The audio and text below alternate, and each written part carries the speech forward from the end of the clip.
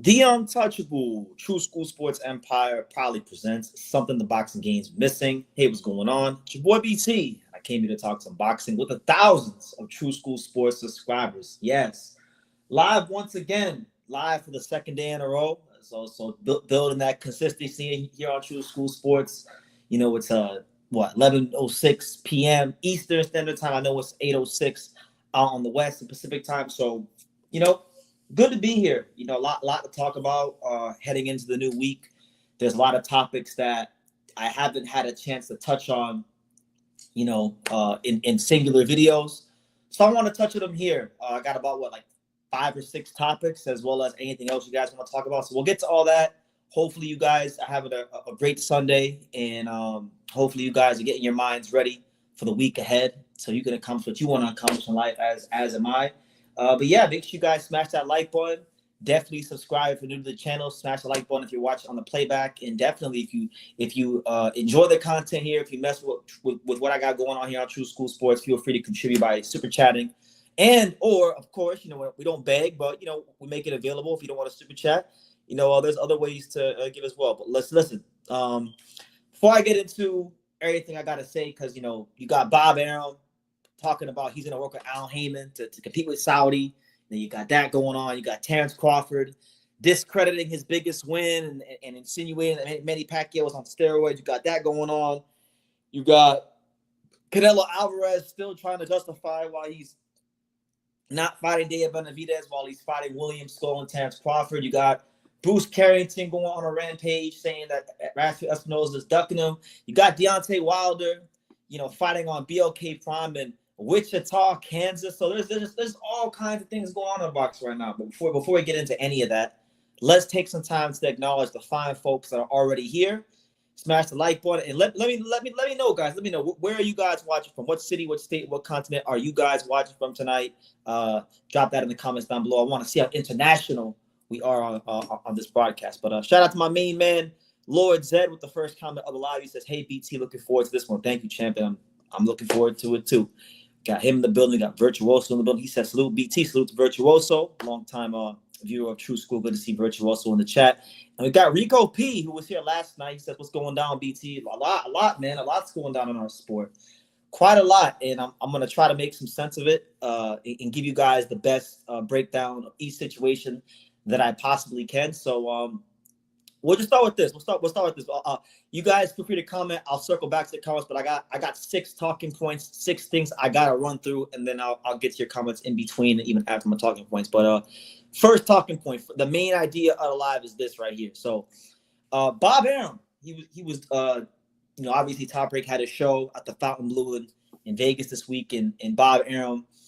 He did an interview with my boy Sean Zattel. Shout out to Sean Zattel, one of the best in boxing media and my right-hand man in the boxing media game.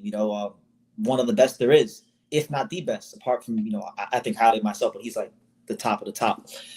He did an interview with Bob Arum, and he got Bob Arum to reveal some information that Bob has not revealed to anybody else. Bob Arum said that, with Turki Alalshikh and his growing influence in boxing, with Dana White's emerges now working with Turki Alalshikh and TKO Boxing, that now he's pivoting away from Turki a little bit. Him and Dana White have a not so good history with each other, and so obviously you can't expect Bob Arum to work with Dana White based on past history that they have and past comments Dana's made in the past about Bob. So he's revealed that he's been talking to Al Haymon and about working with PBC to make the big fights as an effort to compete with Turki Alalshikh in Saudi Arabia. So let's talk about it and let's try to make sense. We're going to go to screen share, all right? So just bear with me here. So we'll go to screen share, right? Because Bob Arum, he's talking about working with Al Haymon, which if you've been following boxing for the last 10 years, at least at the minimum the last 10 years, that's crazy news, because Bob Arum and Al Haymon, they have a long history. And I think of the old quote from Abraham Lincoln, one of our old presidents here in the United States. He said, and I quote, "The best way to destroy an enemy is to make him a friend." And so while I do think Bob Arum and Al Haymon are going to work with each other, it's also still a form of future destruction, as Abraham Lincoln eloquently stated in the past, right? So, look, Bob Arum said that he wanted to work with Al, or that he is working with Al Haymon, that they're talking about working together. Before I even get into those quotes, let me take you guys back about 9 years ago. All right, May of 2016, you had Bob Arum suing Al Haymon, literally suing him in PBC for an antitrust lawsuit, which is kind of ironic because, you know, you can make the argument that with Dana White involved in Turki Alalshikh trying to create a monopoly in boxing, that they're on the verge of maybe violating some antitrust laws that we have here in the United States of America. So it's funny how all that works out, but you know, now they're going ahead and they're talking about working together. So what do I make of all this? Because like I said, 9 years ago, you had Arum suing PBC for, you know, $100 million. Now he's talking about making fights with them. And truth be told, as a boxing fan, I'm happy about this. I'm happy about this scenario because really and truthfully, I've always said that it'd be amazing if, you know, if we can get the because Top Rank's really good at developing fighters. They have the best track record in boxing of fighter development.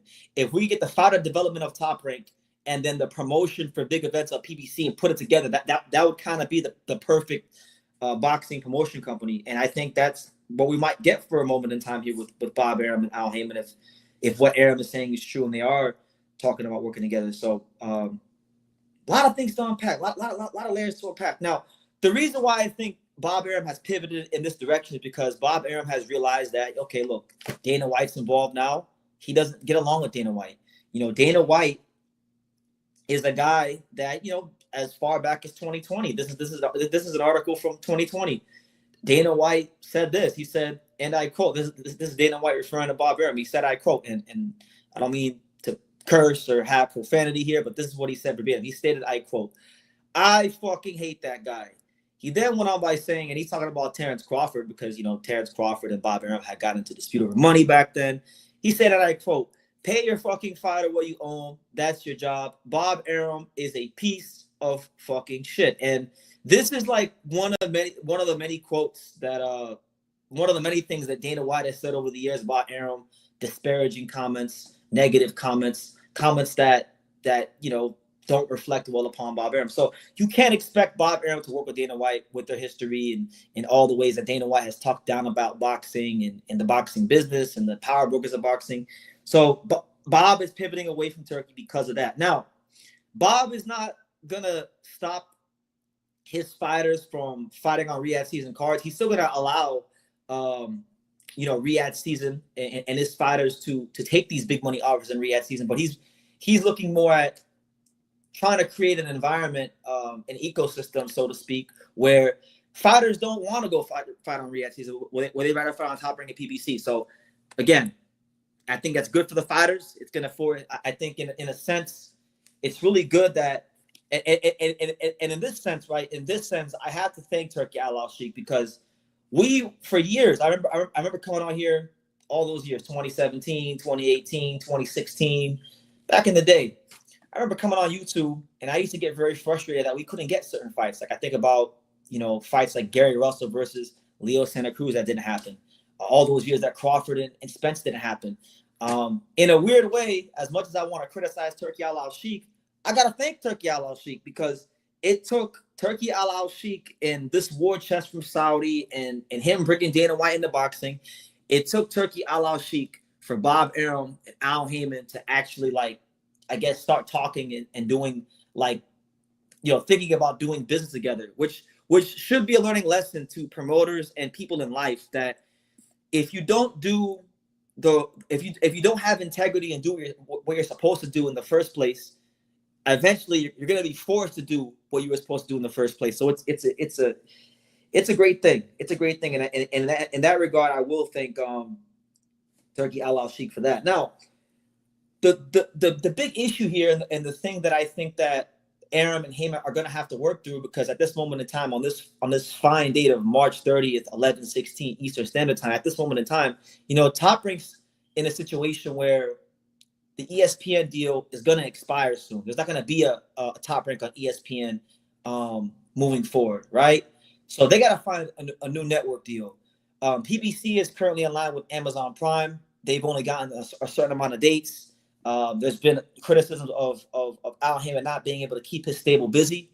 So I think if the play here from both of them is to work together, they're going to have to secure a network deal that's mutually beneficial for both of them.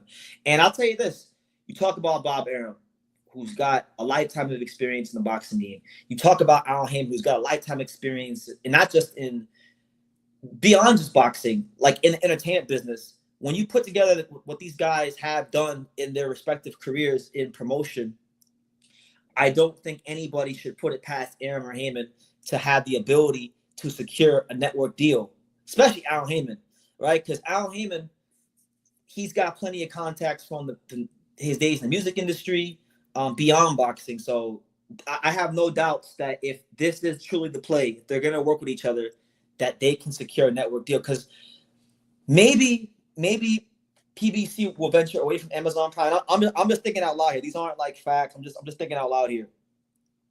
If PBC is having a problem with Amazon Prime getting the amount of fights they want in Top Rank, and their deal with ESPN is expiring, maybe PBC and Top Rank can come together, right? Come together, unite on a united front to go ahead and maybe as a unit renegotiate ESPN deal. Because people forget that when PBC first started 10 years ago, there was once upon a time PBC on ESPN.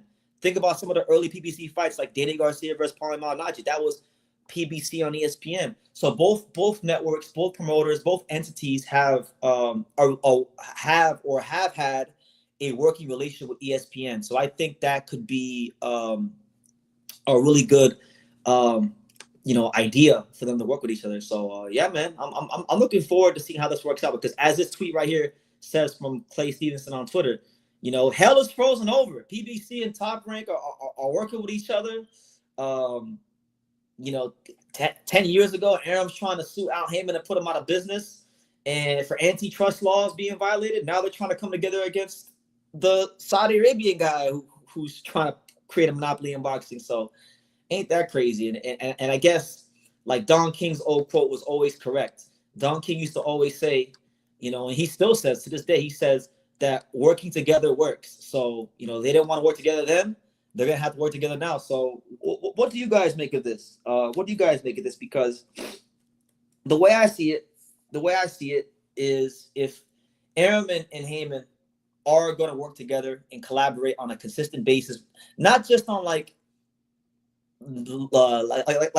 for big fights too, not just like lower level fights or mid level fights. I'm saying big fights. If they're going to collaborate more to make the big fights happen, the big cross promotional fights happen, to compete with Turki Alalshikh Saudi Arabia, then I think it'll be good for boxing, because it's going to force Saudi to actually run a legitimate business. TKO Boxing has already revealed their pay scales for fighters. They said that they want to pay world champions $750,000 for a world title defense, which really is not a lot for world champions to only be getting $750,000 for a world title defense. That's not really like a ton of money, and especially if those world champions have commercial value. So I think it's going to force Saudi's hand to actually have to not just make big fights, because Turki, to his credit, has made some big fights. Like he made Usyk versus Fury, he made Beterbiev versus Bivol.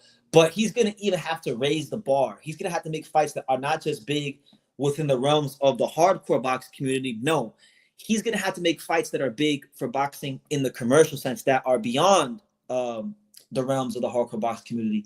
It's going to force Dana White to actually, pay these fighters a competitive price in the marketplace. And what this means is that it's good for the fighters. The fighters are going to be in a position to make good money. They're going to be in a position to like earn a honest and fair living from the sport.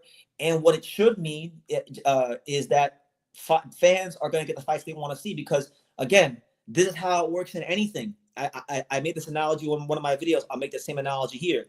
It's like video games. I play a lot of video games, right? Just to show you guys. Look, I'm sitting next to my video games. I still play PlayStation 2.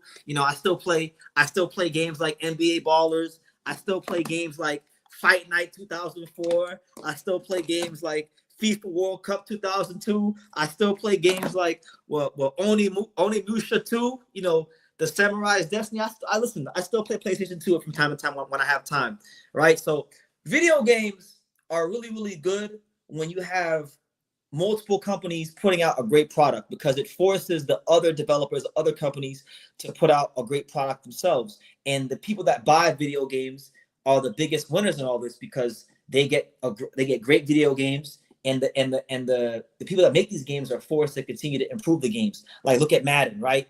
Madden has not been a great game for like 20 years. Madden's been trashed for like a solid 15 to 20 years. And a big part of that is because the NFL and Madden have a direct partnership. And so like 2K can't make the NFL game. NFL Blitz doesn't exist anymore. But back in the day, when you had Madden, when you had NFL Blitz, when you had NFL Game Day, when you had NFL 2K, you know, the NFL games were a lot better. So it's that same principle applies in boxing as well. If you have PBC and Top Rank making the biggest and best, most competitive events and fights in the sport, then it's going to force, you know, Matchroom Boxing, Golden Boy, the Turki Alalshikh Sphere to continue making great fights as well. And the biggest winners in that are you guys and myself, the boxing fans, the people that love the sport, the people that go to fights, people that watch fights week by week, the people that really love and live and die and breathe this sport. So that's pretty much what I have to say about that. I hope that Bob Arum and Al Haymon can make the big fights quickly and swiftly. And as far as like what kind of big fights could they make? Before I get to your comments, because I know I'm sure I got a lot of comments. I want to unpack, you know, what potential big fights PBC and Top Rank could make, because I mean, like right now, I mean, just looking at the landscape, I mean, if you go to the welterweight division, you know, one good cross-promotional fight I see they can make would be like maybe like a Brian Norman Jr. versus Mario Barrios, unification fight, PBC Top Rank. That's a good fight. If you go down to maybe like 140, you know, Teofimo Lopez, Gary Anton Russell, that's a good fight. You know, that's a good PBC versus Top Rank fight.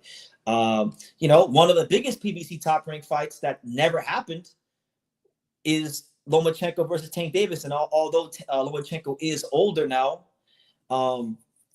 you know, that's still a fight that if it were to get made today or tomorrow, I think a lot of boxing fans will be interested in the fight, because those are big names. That is a big event. You got that fight. You know, if you go down to like featherweight, you know, I've talked up this fight a lot. Angel Leo versus Stephen Fulton rematch. That's the unification rematch. That's a great fight. And the list goes on and on. I mean, if you go to 154, there's been a lot of talk about, you know, potentially Sebastian Fundora versus Xander Zayas. So I think that'll be probably the first fight. I want to see how quickly that fight gets made, because really and truthfully, Xander Zayas versus Sebastian Fundora is not a massive fight. Like, it's not a fight that needs marination. Fundora is Mexican-American, but just because you're Mexican-American and you have an exciting style, that doesn't automatically translate into being a superstar. He just fought at the Mandalay Bay, and you know, he could hug everybody that was in attendance because the crowd was that small. So he's not a big attraction like that, despite the things that he has going for him that normally make an attraction in boxing. Xander is a good up-and-coming star, and he's done some good ticket sales at the theater Madison Square Garden, but he's not, you know, no Puerto Rican megastar. So that's a fight. If that fight gets made quickly and swiftly, then I'll start believing that this is actually true. But those are just my initial preliminary thoughts on Bob Arum and Al Haymon and them potentially working with one another. So I want to hear from you guys. What do you guys think about this whole ordeal with them working with each other? Let me see. Shout out to everybody here. Make sure you guys hit the like button. Let me see. Let me read a couple comments. Poldango says ESPN will still have boxing. I think so. I think they will go ahead and renegotiate a contract with ESPN. Will you get Rick back on the show? I need him to let us know what happened with Prime dropping PBC in May. Yeah, I gotta get Rick back on soon. I'll be getting in contact with Rick, because he's been blowing my spot up on Twitter, and I gotta get back to him. Al the Powell's in the building. Shout out to Al the Powell. Hyro, shout out to Hyro. He says, don't forget BT, HBO Max because WWE alternative is AEW and WWE is owned by TKO. The rights for the NBA is up and Warner Brothers owns TNT and TKO. Is this the reason Rick Laser has started trashing Top Rank? It seems so. I can't speak for Rick. I'm not gonna speak for another man. You know, I'll get him back here soon. He can speak for himself. But yeah, it has been a bit weird seeing Rick Laser not talk positive about Top Rank, because I've had Rick Laser. What's funny about Rick Laser is like all these other channels interview him now, but I was the first channel to really interview Rick Laser. When it comes to the YouTube box community, I'm kind of the one that like really made Rick Laser a thing here on YouTube, right? Because I interviewed Rick Laser for the first time in 2018, right? I don't know why. So I'll get him back here soon, and he can go ahead and answer that himself. Yours truly says Turki and Dana White want to take over boxing, making the biggest fights, and eventually put them on an hourly wage. Well, yeah, we'll see. We'll see, man. I think with the pay scales they have in place, I think they'll be able to attract good young talent. I have questions about if they'll be able to attract the already established premier championship level talent. I think it's going to play out a little similar to when Eddie Hearn got that big war chest of money from DAZN. If you remember, in 2019, you know, Leonard Blavatnik, DAZN, the fine folks there, they gave Eddie Hearn like $1 billion to start DAZN. And Eddie Hearn was going crazy. He thought he was going to come to America and just sign everybody. He gave Mikey Garcia $7 million to fight Jesse Vargas. Jesse Vargas, I think, made around $3 or $5 million when he fought him as the B-side. Demetrius Andre got paid above market value as well. So I kind of think that, you know, you might get that scenario or something similar to that, to where not in terms of what they pay, but in terms of them not being able to attract the already established top end championship American level talent, you know, but we'll see how it goes. PS2 days, there were so many. Yes, the PS2 still plays well. I love the PS2. Now we know why Top Rank will allow O'Shaquie Foster versus Fulton. They want to set Shushu up for the vacant title. Well, look, I like Top Rank. I respect the way they. I respect their know-how in boxing, but you know, of course, that's the Top Rank way. And again, Kyoto, you bring up an amazing point. Like, there's been a lot of talk. There's been a lot of rumors about O'Shaquie Foster and Stephen Fulton and a potential fight between them, which to me is like, I'm not mad at the fight. I'd rather see Stephen Fulton stay at featherweight, you know, and fight the guys like Espinoza, fight, you know, Angel Leo in the unification rematch. But at the same time, I'm a big advocate for fighters when a fighter, because only the fighter knows their body. They're the only ones that actually feel what's going on in their body. If he actually is having any problems making featherweight, I would rather him just go to 130 and stay there and try to pursue glory at 130 than for him to stay at featherweight and fight, you know, like Inoue again, or Espinoza, or Bruce Carrington, or Angelo Leo. Let's say he loses one of those fights. I don't want him to stay there and then lose one of those fights and then do what he did after the Inoue fight and say, "Well, I was weight drained." I don't like that, because Stephen Fulton is an amazing fighter and he deserves respect. But you know, when people hear these things from a fighter, whether it's Stephen Fulton or any fighter that talks about weight after losing a fight, people are always going to do that as an excuse. So I don't want that for him. I want him to get his just due and his respect, because he deserves it, because he's one of boxing's true warriors. So I'm not going to disparage or talk trash about a O'Shaquie Foster fight. But yeah, those rumors make a lot of sense now. If Bob Arum and Al Haymon are talking together about collaborating to do more fights, then that's a fight that naturally they can make, and it'd be a good fight. You know, it'd be a really good fight. I like that fight. Shock Foster, good outside boxer. You know, can bite down that gum shield and fight in the pocket when he needs to, as he showed against Eduardo Rocky Hernandez. And Stephen Fulton going for a third division title. I mean, that's the stuff of a legend and pound for pound stuff in boxing. So yeah, for sure, I love that fight. Bob is still mad that Anderson took that bag and got his ass kicked. He's mad he got exposed outside of the easy matchmaking. Yeah, man. Top Rank didn't want Jared Anderson taking that fight, and for good reason. Like, they're not dumb, and I'm not dumb. Like, we all knew Jared Anderson wasn't that caliber of fighter. They had their own plan. They had their own roadmap. But listen, Jared Anderson don't like boxing. Jared Anderson hates the sport at this point, or he's lost the love he had as a kid for the sport, which happens to a lot of fighters. You know, a lot of fighters, they They go through the amateurs, and then they get soured by the business of boxing. So I can't blame any fighter for that. But he doesn't really love the sport. So he took the first sign of big money he got, and he got the breaks being off of him. And even in his last fight, his comeback fight, he didn't look good in that fight either. So yeah, Bob is pissed off about that still. You're right. The slap league proves that Dana White doesn't respect martial arts. I like the slap league, to be honest with you. I actually like. I might be in the minority. A lot of people don't like the slap league. I think I like the slap league. I think it's pretty cool just seeing people smack the shit out of each other. I actually want to cover a slap league event, but yeah, it's not a sport that's as dignified as boxing or even MMA. So I agree with you on that. The Zone, and Harold says, the Zone seems to have a lot of random promotional companies. Doesn't seem like they're taking over to me. They don't have the major stars maybe Ryan Garcia. That's the thing about Turki, right? Like I think Turki has done some great things in boxing. Like people only hear when I say negative things about Turki, but I've said plenty of positive things too. I think he's been very good for certain fighters like Martin Bucoli and Ajit Caballero. Those guys have been afforded the opportunity to actually have a real boxing career and get paid well for it. So congrats to them, and Joseph Parker as well. But the problem I think they're going to have, especially if you have PBC and Top Rank collaborating with each other, is they don't really have the stars to counteract what PBC and Top Rank can do together. Because think about it, especially you talk about the American marketplace. PBC and Top Rank are the two premier companies in American boxing. So if they're coming together, it's going to be hard for anybody to compete with them. But listen, as we eloquently say here on True School Sports, say it with me 3 times. At least we're getting the fights. At least we're getting the fights. At least we're getting the fights. At least we're getting the fights, guys. We'll be getting the fights, the big fights, and the big events. Chris B says, Fatal Fury, New York City is closed to the public. Only celebrities and influencers are allowed to attend. Exactly. A lot of people were looking forward to the New York City card, and Eddie Hearn came out recently and stated himself that it will not be open to the public, which is crazy to me because I've been to Times Square. I've been to New York City about 6 or 7 times in my life, and I've walked through Times Square countless amounts of times. It's a very wide open space, and New York is a hard place to kind of police and control.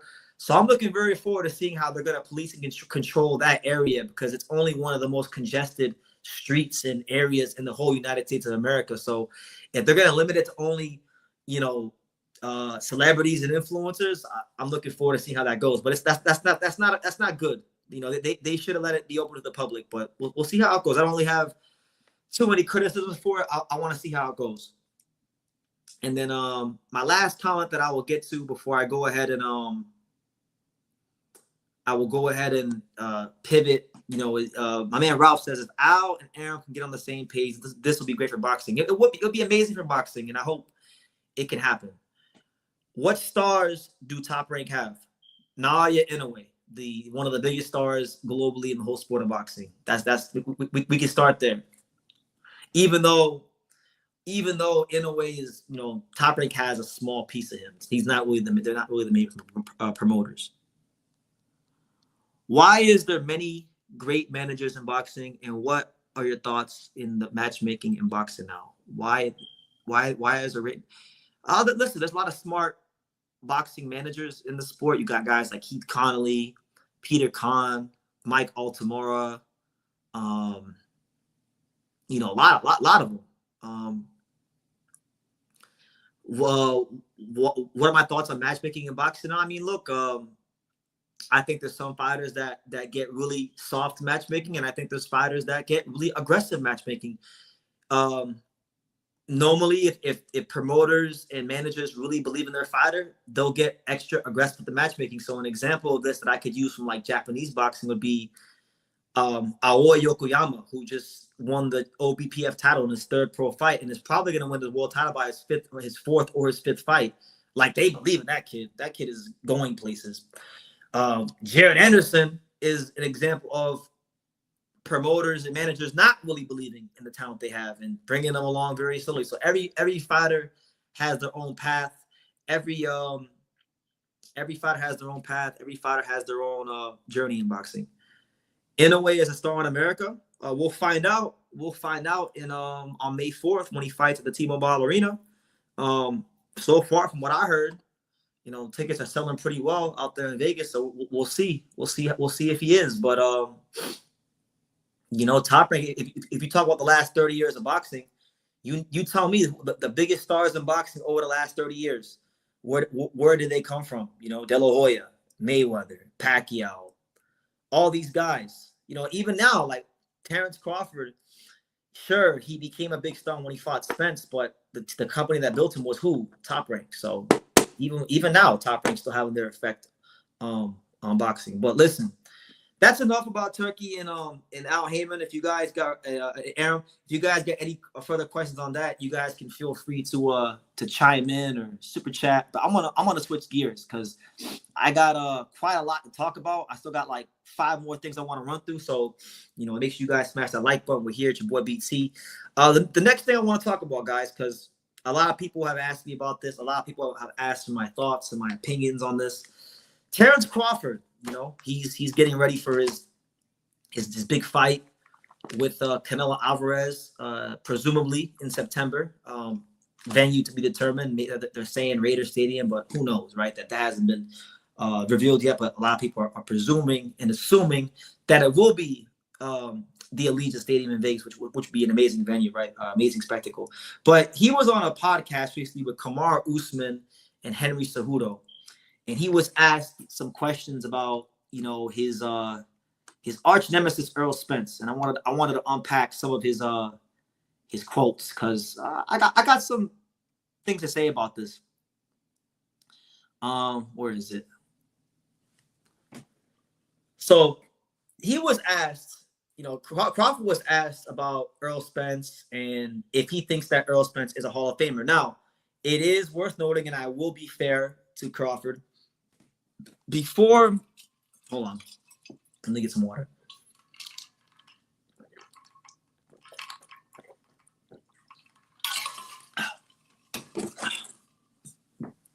Before Crawford ever fought Errol Spence, all those years when PBC was on a unified front to box Crawford out until he left Top Rank and went with Al Haymon, Errol Spence and Derek James had plenty of comments to downplay Terence Crawford's achievements. They said that he hadn't fought nobody and that he hadn't did anything in the welterweight division, even when he won a world title. This is the facts. This is the truth, right? So I'm not against Terence Crawford. I don't think I'm not even gonna say I disagree with Terence Crawford. I thought when Terence was getting ready to fight Errol Spence, I was saying going into the Errol Spence Terence Crawford fight. If you guys were watching me at that time, I was saying at that time that I didn't even think Errol Spence was a top 2 welterweight even with the belt. And I did not think he deserved a spot on the pound-for-pound list even with the belt. I thought going into the Crawford-Spence fight that Terence Crawford and Jaron Ennis were the 2 best welterweights in the world.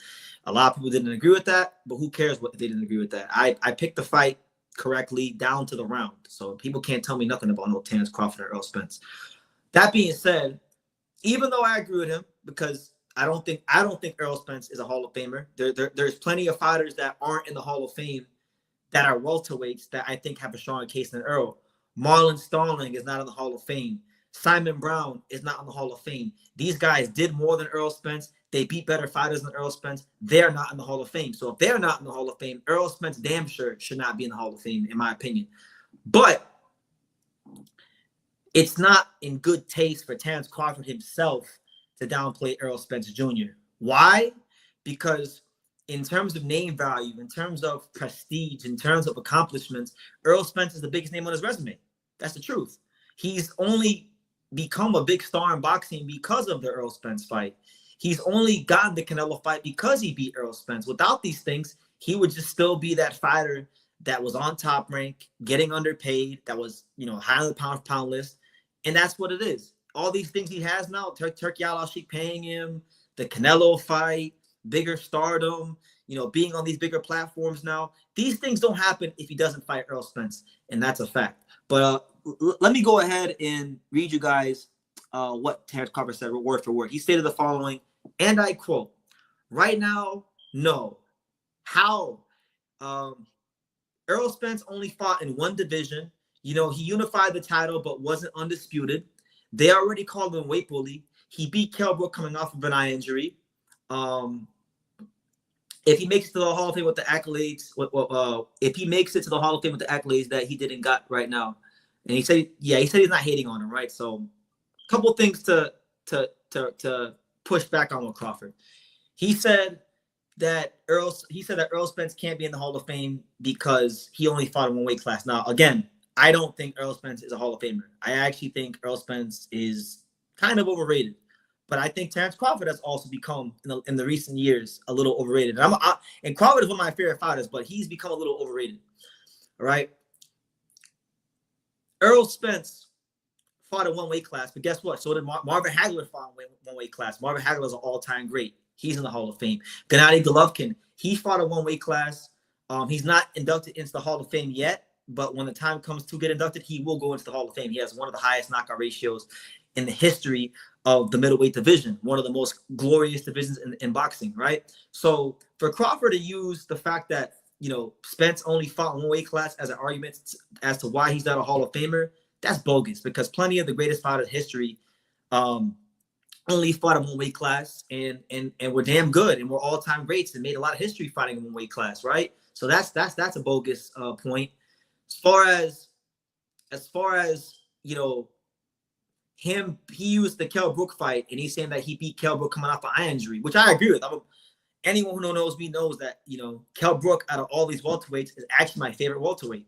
Everyone, anybody who really knows me and has listened to me talk about that whole era of welterweights, Crawford, Spence, Thurman, Porter, you know, that whole era, Brook is my favorite, right? And I hate the way his career was managed. I thought his career should have been much better than it turned out being.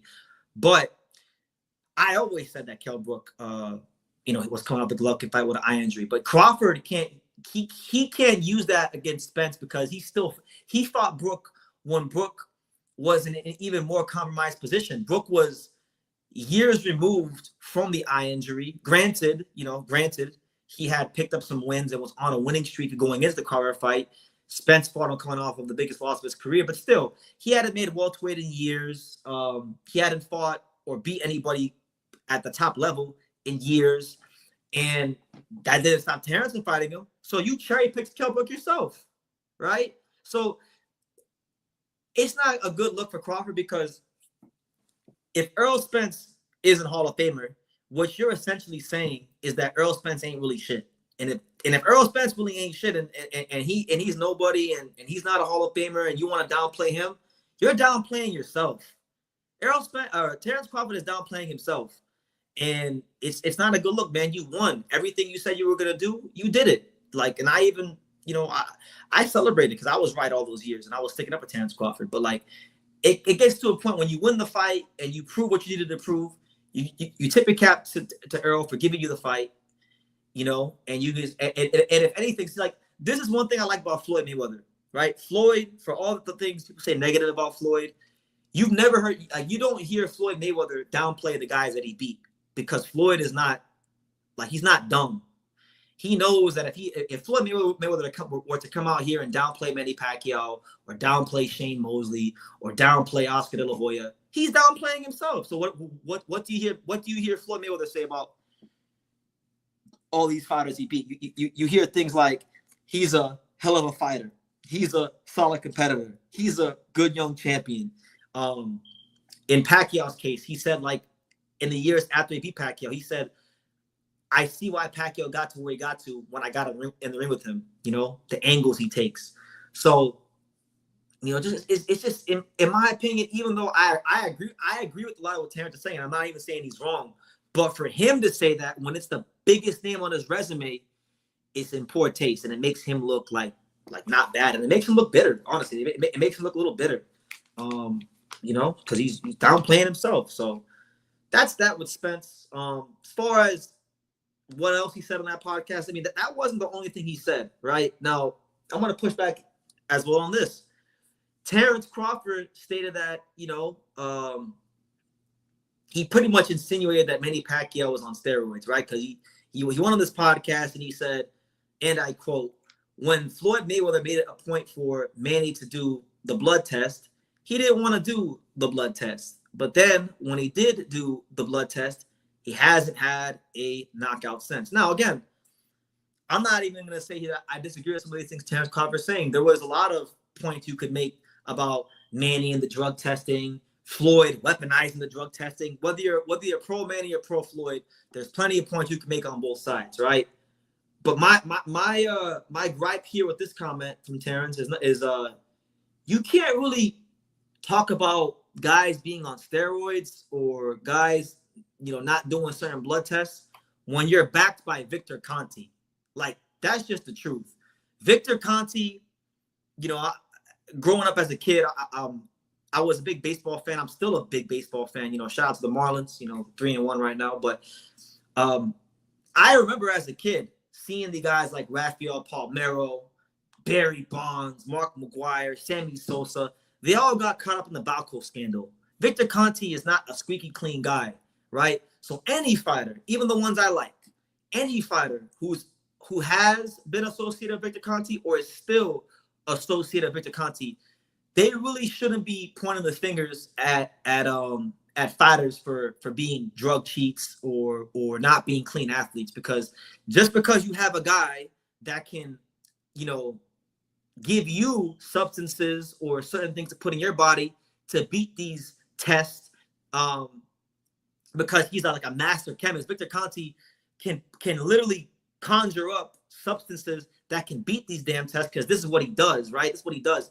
He's been literally doing this stuff since the Bill Clinton administration, substances, and he's the guy. Victor Conte is the guy that taught Shane Mosley how to inject EPO in the system and stick a needle up his ass. That's what he was, right? So Crawford has this guy in his corner, and then he want to talk about, Manny Pacquiao, he didn't want to do the blood test, and he didn't get a knockout after the blood test. Well, okay, there's some truth to that, but did Terence Crawford ever put any thought into the fact that Manny Pacquiao turned pro at what was it, like flyweight or whatever it was, flyweight or super flyweight, and then moved up as high as 147, fought Margarito at a catch weight at 154, so that could play a role as well. Not even saying I disagree with everything he's saying, but like, you can't be pointing fingers at any fighter, not just Pacquiao, but any fighter, when you got Victor Conte in your corner, who is like literally one of the most shady people in the history of not just boxing, but sports in general. All right. And the only reason why Victor Conte is allowed to even operate in a sport like boxing, because mind you, you don't see Victor Conte, and let me go full screen here. You don't see Victor Conte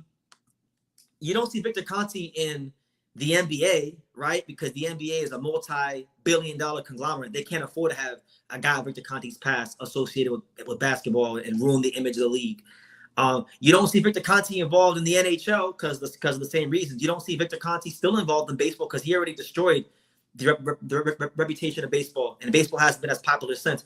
You don't see Victor Conte involved in the NFL because the NFL, again, the biggest sport in our nation, the biggest league in our nation, because he would ruin the reputation of all these sports. The only reason he's even able to function and operate is because boxing is the wild, wild west, and boxing is a sport where, there's the barrier of entry is anybody can come into boxing, pretty much, and it's not as regulated as the NBA or the MLB or the NHL or the NFL. Those leagues, they have oversight. They have players associations. They have things that actually look after the best interest of the athletes and the league, and there's more checks and balances. That doesn't exist in boxing. So that's why Victor Conte can exist. So for Terence Crawford to have this guy in his corner and then even insinuate, Pacquiao didn't get a knockout because he didn't take a blood test, but you got one of the most shady people in the history of sports in your corner, nah, I ain't trying to hear none of that.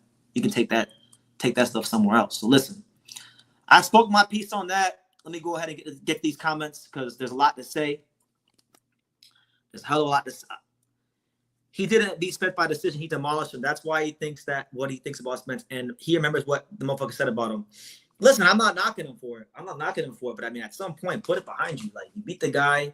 You shouldn't be downplaying your own wins, because if you're downplaying your own wins, you're downplaying yourself. Who cares what Spence said? You prove what you needed to prove. Everyone knows you're better. And that's what it is. Yeah, Kell Brook's career was a disgrace, unfortunately. As far as how it was managed, because I've always said, like, after Kell Brook, when he became champion, before he fought Golovkin, there was the potential to make the Jesse Vargas unification fight. And I think Kell Brook would have beat the brakes off Jesse Vargas if they would have fought. And he would have been the unified IBF WBO champion. And I think from there, the sky would have been the limit with his career. But Eddie Hearn, for whatever reason, didn't make that fight for Kell Brook. They took the money with Golovkin. He got his orbital ball broken, and he was never the same. His prime ended on September 10th, 2016, and he was never the same after. You can say Spence isn't a Hall of Famer without being catty, in my opinion. Spence showed insecurity with the shade. Listen, Spence is not a Hall of Famer, but I don't think it needs to be said. Like, if anybody knows boxing, anybody not now, it's not to say that Errol Spence didn't have Hall of Fame potential or talent, because I think he did have Hall of Fame potential talent. And it's not to say that Errol Spence didn't accomplish some great things in his career, because he did accomplish some really good things in his career. And he was one of the bigger stars in American boxing, which I think would probably be his biggest accomplishment, because it's not easy to sell tickets in this day and age and be somewhat of a factor in America in boxing. But yeah, it's just ridiculous. See what else? Because you're with Snack, you can't question Pacquiao. Get out of here. I mean, you can question if you want. It's just that you have one of the shadiest people in the history of sports backing you, so you can question them. It's corny. It ain't kind of corny. It is corny, because you got one of the dirtiest MFers in the whole world behind you.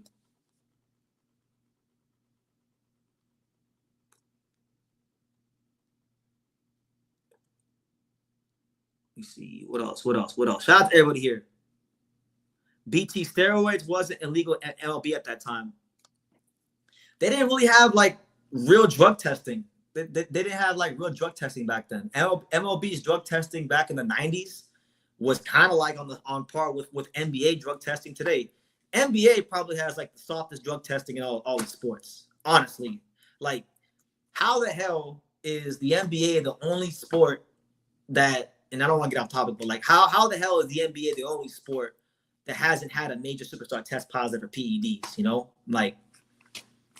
It doesn't make sense. And there's definitely guys in the league that are juicing, right? Derrick Rose said it himself back in the day that there's plenty of guys in the NBA that are taking steroids and on the juice. And that's why the NBA, after a certain moment in time, stopped marketing Derrick Rose, because Derrick Rose, he didn't really he was making comments that were going to hurt the image of the league. So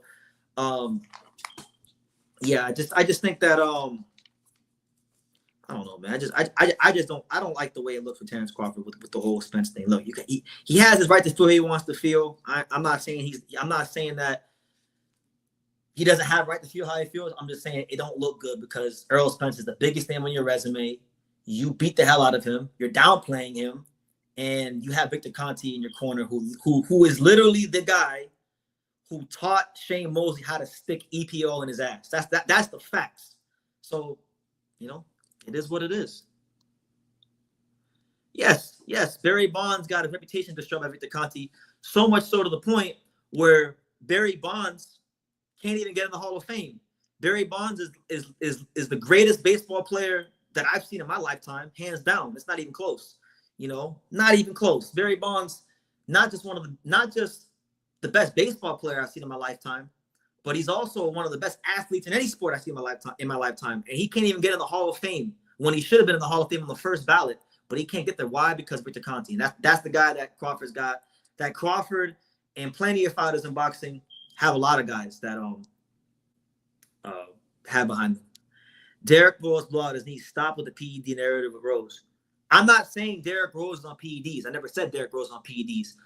Derrick Rose said himself that, because I think it was 2015 or 2016, he did an interview and he said other players in the league were on, not him, but other players in the league were on steroids. So when he said that, after he got injured, the NBA kind of wasn't fucking with Derrick Rose no more. And you can go look it up. It's out there. TCP says Brian Norman will stop Jinzaki the same way like Cuevas. I mean, shit. I want to see it. I think that's a fight where either one of them can go out on their back. I think it's one of the best fights in boxing. I think it's one of the most explosive fights in boxing, and I hope it can happen. If obviously if Brian Norman can get the fights against Jerron Ennis, then anybody who's been paying attention to what I've had to say about the welterweight division over the last 6 months knows that I've been talking up that fight. I like Brian Norman. I like Jinzaki. May the best man win. I just want to see the fight. At least you get the fights. Look, LeBron is on PEDs. I don't care what anyone says. Listen, I don't want to go down that route, but I've been saying LeBron's on PEDs since I was like in the 10th grade. So I've been saying LeBron's on steroids since he was playing for the Miami Heat, and now people are starting to talk about that now. But that might be a video for like if I start another channel, because I'm probably gonna start another channel here soon and talk about like other sports, like talk about like the Marlins. I'm a big baseball fan. Or like talk about the Panthers and hockey. I'm a big hockey fan. Talk about other sports because, yeah, he has plenty of signs that point to that as well. Anyway, let me see. Last comment. The league wasn't fucking with Derrick Rose because the interview about PDs. Yes, it's the truth. If you really followed basketball, which I'm sure you don't, like you may think you do, but you don't. You would know that. And anybody who follows basketball knows that. But I digress. All right, we're gonna switch gears again. Shout out to everybody here. It's your boy BT, Brendan Taylor, the Untouchable, True School Sports Empire. I got 4 more things I'm gonna run through. So listen, this might turn out to be a 2-hour live. Having a lot of fun. Hopefully you guys are enjoying some of the things that are being discussed. And I'm gonna clip a lot of these segments, so they'll eventually be on the channel as well. But listen, what's his name? What was the next thing we got to talk about? Oh, okay. So the next talking point is this. All right, the next talking point is this, because you guys know on True School Sports, have a long history of talking about Canelo Alvarez in a not so positive way, because he's a great fighter. Obviously, he's going to the Hall of Fame, as is Terence Crawford. Like, Crawford's going to the Hall of Fame. Canelo's going to the Hall of Fame. Inoue is going to the Hall of Fame. Usyk is going to the Hall of Fame. These are the great fighters of our time. There's no doubt about it, right? But come on, man. We know Canelo Alvarez. He's been on hypocritical timing for a long time now. I hate to bring it up because the Canelo fans don't like this, but like going back to the days of Demetrius Andrade, like at 154 and 160 in particular, like when Canelo was at 154 and 160, he didn't really want to fight Demetrius Andrade. Regardless of what happened to Andrade in the Benavidez fight, he never really wanted those fights. Now, and for what, almost half a decade now, we're talking about at least 4 years. People have been screaming from the mountaintops that they want Canelo Alvarez to fight David Benavidez. Canelo Alvarez has made every excuse in the book to not fight David Benavidez, right? And he did a recent interview on Fight Hype, and he went on this whole spiel again about how David Benavidez hasn't accomplished anything. He said David Benavidez isn't even in my weight class anymore, right? Which I think is kind of hilarious, because first of all, you're talking about David Benavidez not accomplishing anything. You are literally fighting the weakest champion in the entire sport of boxing, with all due respect to William Scope. If you were to rank every single champion in every single weight class in boxing, William Scope would be amongst the bottom 3 in boxing. William Scope, when he won his world title, he fought Vladimir Shishkin. Vladimir Shishkin is a solid fighter. He fought Vladimir Shishkin in Germany, which is the hometown of his promoter, Argon Sports. They won the purse bid, so they got the fight in their home turf. It was a close fight that some people thought Shishkin won, and he got the benefit of the doubt with the decision, right? If you go back and you watch that fight, William Scope proved to be a front runner. He was strong for about 4.5 to 5 rounds, and he was blowing out of his ass from round 6 to 12, all right? He's not anything special. He was Canelo's mandatory as early as April of last year. Canelo Alvarez dropped the belt on purpose so that he could squeeze an extra payday and an extra fight out of this whole situation. He dropped the belt, avoided fighting William Scope, who was his mandatory, to fight Edgar Berlanga, which was another cherry pick, all right? Made a bunch of money because it was Mexico, Puerto Rico. And now he's fighting William Sco. So look, I've joked around before because I said, look, I said that Canelo Alvarez is trolling boxing. It's one of the greatest troll moves of all time. He's not really doing anything significant to become undisputed because all he did was drop his belt and then cherry pick the guy who won the belt, who's not a top upper echelon fighter, right? So he's cherry picking William Sco. This is probably one of the worst undisputed fights in the history of boxing, and that's not even like hate. You guys tell me what's a worse undisputed fight in boxing than this? I mean, you had Naya Inoue versus Paul Butler, which was pretty lopsided. You had Terence Crawford versus Julius Ndongo, which was pretty lopsided. But I would put this one up there amongst those two fights in the recent years as the biggest mismatched undisputed fights in boxing, right? So there's that. So he said that Deiya Benavidez hasn't accomplished anything. When Deiya Benavidez is the youngest super middleweight champion in box history, Deiya Benavidez has, he beat Caleb Plant, who Canelo also fought. He beat the guy Canelo avoided for almost 10 years in Demetrius Andrade. He beat Canelo's sparring partner, Alexander Gvozdyk. And then he's beating plenty of guys, right? He beat plenty of guys, and he beat plenty of guys in the sport. As of late, he probably one of the best. He's on one of the best runs in boxing right now, Deiya Benavidez. So that's one thing. Then he says then Canelo says, "Oh, Deiya Benavidez is not my weight class," but that never stopped Canelo Alvarez. Like weight class has never stopped Canelo Alvarez from fighting people. He fought Jermell Charlo, who sold his soul for the check and didn't even try to win. Right? He wasn't in Canelo's weight class. Canelo had no problem fighting him. Canelo is supposed to fight Terence Crawford in a mega event this year. He sure as hell ain't in Canelo's weight class. That never stopped him.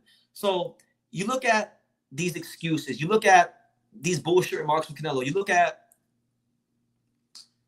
look at all these years he hasn't fought Benavidez. You look at the fact that Canelo Alvarez literally gave up fighting on Cinco de Mayo and ran to a whole other continent to fight Deiya Benavidez. Like, he's going to go to the Hall of Fame. He's beaten some top fighters. He's been in some great fights. He's been great for the boxing industry in terms of making money.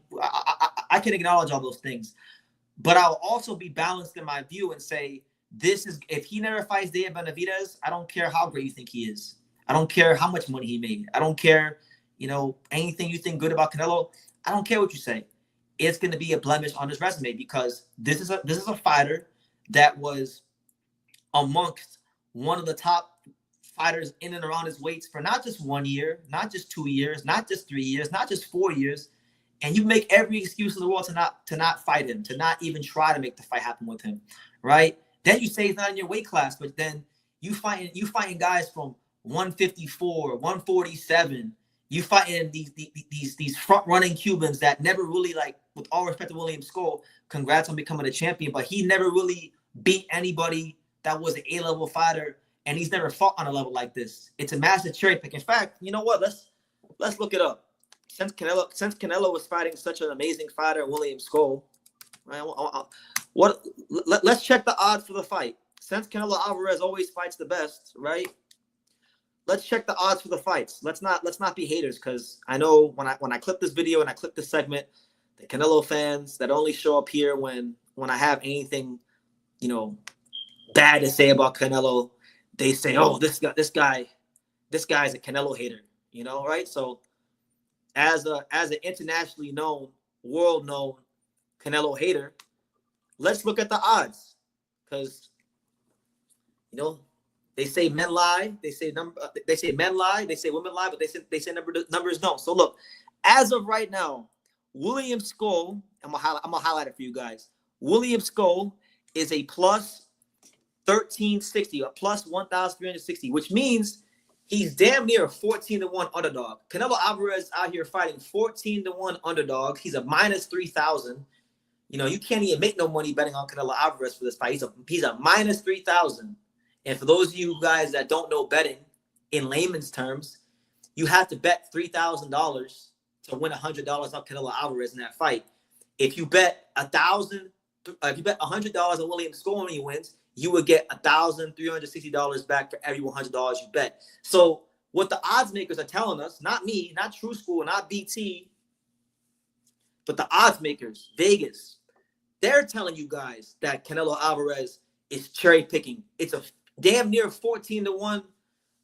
Williams scores damn near 14-1 underdogs. So don't give me this about, oh, Canelo's fighting the best and he can do whatever he wants, because even before that, when he fought Edgar Berlanga was an 8-1 underdog, 8 plus 860. Munguia was a 4-1 underdog. Canelo Alvarez hasn't been fighting top guys for quite a long time now, and he gets away with it because he has a big core fan base and he makes a lot of money for the boxing industry.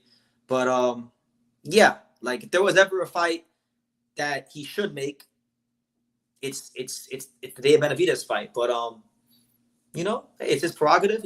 As he says, he can do whatever he wants, so he can do whatever he wants. Fair play. Do what you want.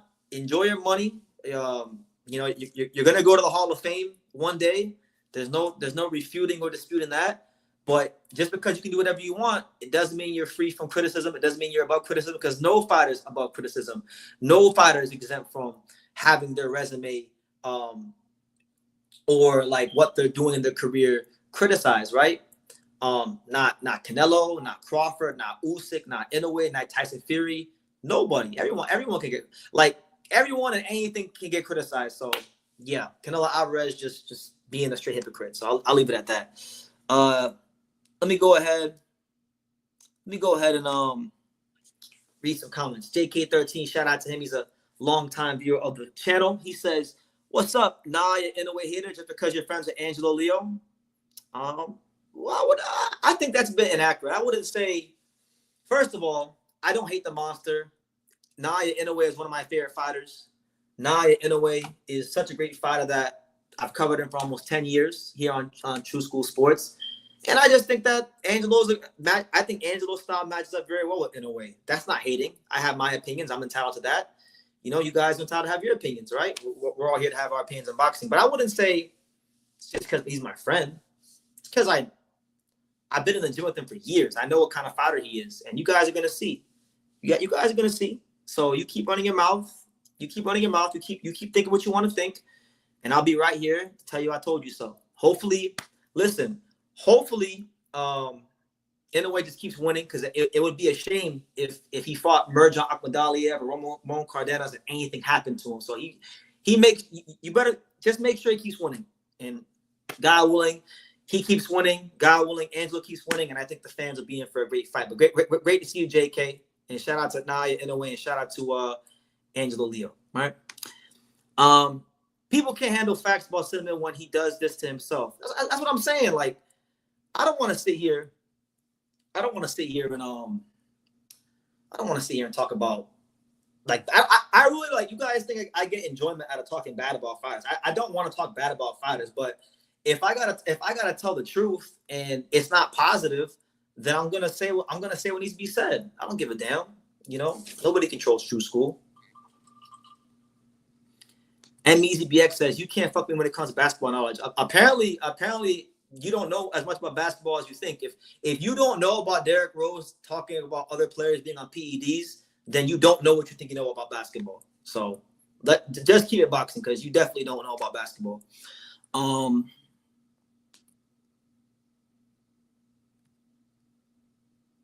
Marlins still a thing. The Marlins are in first place.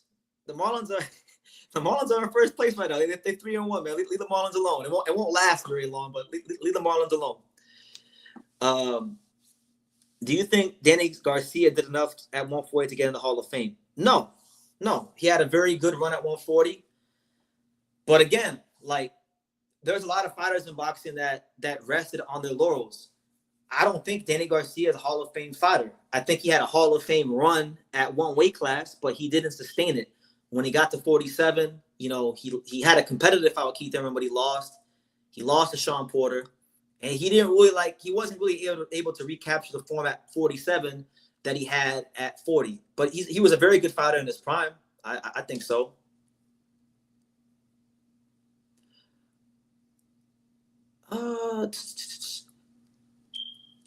If Hergovich doesn't smash Joyce, I would be shocked.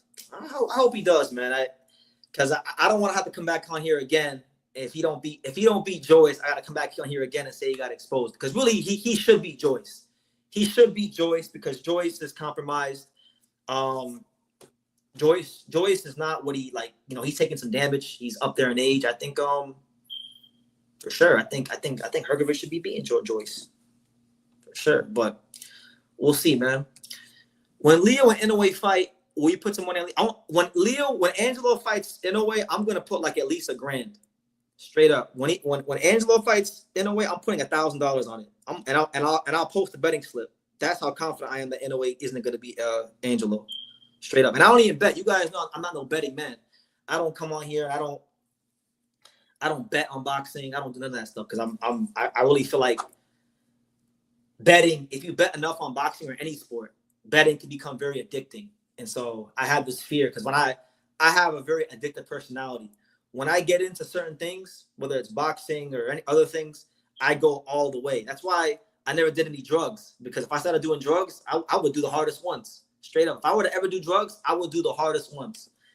So that's why I don't bet. But for that fight, I'm putting up $1,000, and I'm gonna win plenty of money. They're gonna make Angelo like at least a plus 600 in that fight. Who gives a fuck about a Ross Argo PDs? Now that proves basketball knowledge. Well, you don't know about it. You don't know about it. That's what I'm saying. Like, I'm not, you know, I don't want to be disrespectful. You probably do know about some basketball. But I'm just saying, like, how do you not know about that? Yeah, I might even bet $2,000, honestly. Inoue is not gonna beat Angelo. He can't beat Angelo at 126. He can't beat him. He just needs to make sure he beat Cardenas. Just make sure he beats Cardenas and make sure he beats Merjan. Don't lose to one of those guys, because I think there's a higher possibility of Inoue losing at 122 before Angelo loses at featherweight. I'll say it just like that. You know, he better tighten some things up, because when he comes to featherweight, his ass is grass. But you know, hopefully he comes up. See, you guys go ahead and you guys, like, I didn't even talk about Angelo. I was chilling here. I was talking about Benavidez. I was here talking about Bob Arum. I was here talking about Turkey. I was here talking about Canelo. Y'all brought up Angelo versus Inoue, thinking that I'm not gonna say nothing. But nah, man. If you bring it up, I'm gonna tell you the truth. Inoue is a great fighter, but and he'll beat some guys. Like I think he'll beat Espinoza. I think that's actually one of the easier fights for him is Espinoza. Espinoza fights he don't fight tall, so Inoue will chop him down. I think the Ball fight will be a bit ugly, but he'll beat Ball. And it looks like Stephen Follin's not even going to be at featherweight when Inoue gets it. He's talking. They talk about Stephen Follin going up to fight O'Shaquie Foster. So who knows?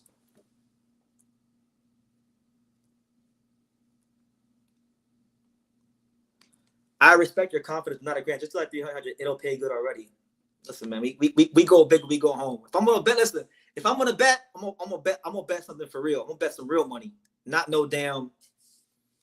It's not no damn $300. No, if I'm gonna bet some real money. Is that because Leo won't take tough fights at featherweight? What are you talking about? Leo knocked out the guy that everyone was saying was the #1 guy at featherweight. He knocked out the longest reigning champion at featherweight. He knocked out the guy who had the most title defenses of any champion at featherweight. You know, he was actually a 4-1 underdog and knocked him out. And I told you guys, Bernardo was going to go to the hospital, and that happened to him. Y'all didn't want to listen. Y'all thought I was being biased. But listen, keep thinking what you want to think. What do you mean he won't take tough fights at featherweight? What do you mean, Kyoto? He's fighting. So I laugh at you guys because you guys say, oh, well, Angelo's not taking tough fights at featherweight. So you know what? Because I really don't want to talk about this, but y'all gonna get me out of character. I got other things I want to talk about, but y'all bring it up. So let's talk about it. Since y'all want to bring it up, let's talk about it, right? I'm gonna pull up every single featherweight champion's resume, right? I'm gonna pull up Ball. I'm gonna pull up Espinoza, and we're gonna compare. We're gonna do some show and tell here on True School Sports. So since you guys asked for it, I'm gonna give you guys what you asked for. Y'all want to talk that? Y'all want to talk that cash shit? Okay, let's talk. Let's talk that boxing talk. And the crazy thing is, I like all these guys. I like Rafael Espinoza. Shit, I was there when he beat Robesi. You know, A lot of y'all weren't giving Espinoza a chance when he fought Obasi, but you know who was? Old True School gave him a chance. You know? Nick Ball. Y'all talk about Nick Ball. Nick Ball this, Nick Ball that. Okay, let's talk Nick Ball. I'm going to pull up all their box recs because I want to go ahead and let's talk some featherweight. Let's talk. Now, I won't talk about Inoue, and I won't talk about Fulton either because Stephen Fulton, he hasn't had a title defense yet. He just won the title, and he's already talking about going to 130. So we want to include Fulton. You know, Fulton did beat Angelo, so of course I will acknowledge that. But as far as the guys at featherweight who have won titles and have made a defense, we will compare, right? Because y'all want to talk about featherweights. Let's talk about some featherweights. Let's talk. He don't want to take tough fights. All right, so Kyoto made a claim. Kyoto made a big claim, and he said that El Chinito, Angelo Leo, does not want to take tough fights. Now, Angelo didn't fight for almost 2 years because he was locked into a terrible contract with Mayweather Promotions. They literally would not let him out the contract, all right? Leonard Ellerby, Mayweather Promotions, would not let Angelo Leo out of his contract. He had to sit out his contract for 2 years. That's why he didn't fight from January 2021 to November of 2023, okay? He came back November 2023 against Nicholas Polanco. He fought Mike Plania in January 2024. He fought Eduardo Baez in April of 2024, and then he knocked out Bernardo Lopez in August 2024. So you're talking about 4 fights in a 9-month span, all right? One of the most, if not the most, active fighter at the championship level of boxing. That's not being biased. That's not being a fanboy. That's actually, it's in the numbers. You guys tell me. Name how many fighters can you name in boxing that have won a world title that fought 4 times in 9 months when they were actually at the championship level? Name them for me. All right. And actually, you know what? Hold on. Let's pull up Inoue's box rec too. Because I got a point I want to make here. Because I was just telling somebody on Twitter about this, right? All right, we'll get to Inoue here in a second, right? So Angelo, he's slated to fight Tomoki Kameda on May 24th, right? In Osaka, Japan. He's going on the road. It's always tough to win on the road in Japan. All right. Now Kameda, listen, I'm not gonna act like this is Kameda in his prime. It's not. This isn't the guy that won the bantamweight champion, but listen, he won the IBF Eliminator to become the mandatory challenger. So I respect the mandatory positions in boxing, unlike most boxing fans. So sure, give him the shot, defend your belt. All right. But Kameda has actually won a world title. All right. So in, what was it? What year? So in 2013, Kameda won the WBO bantamweight title.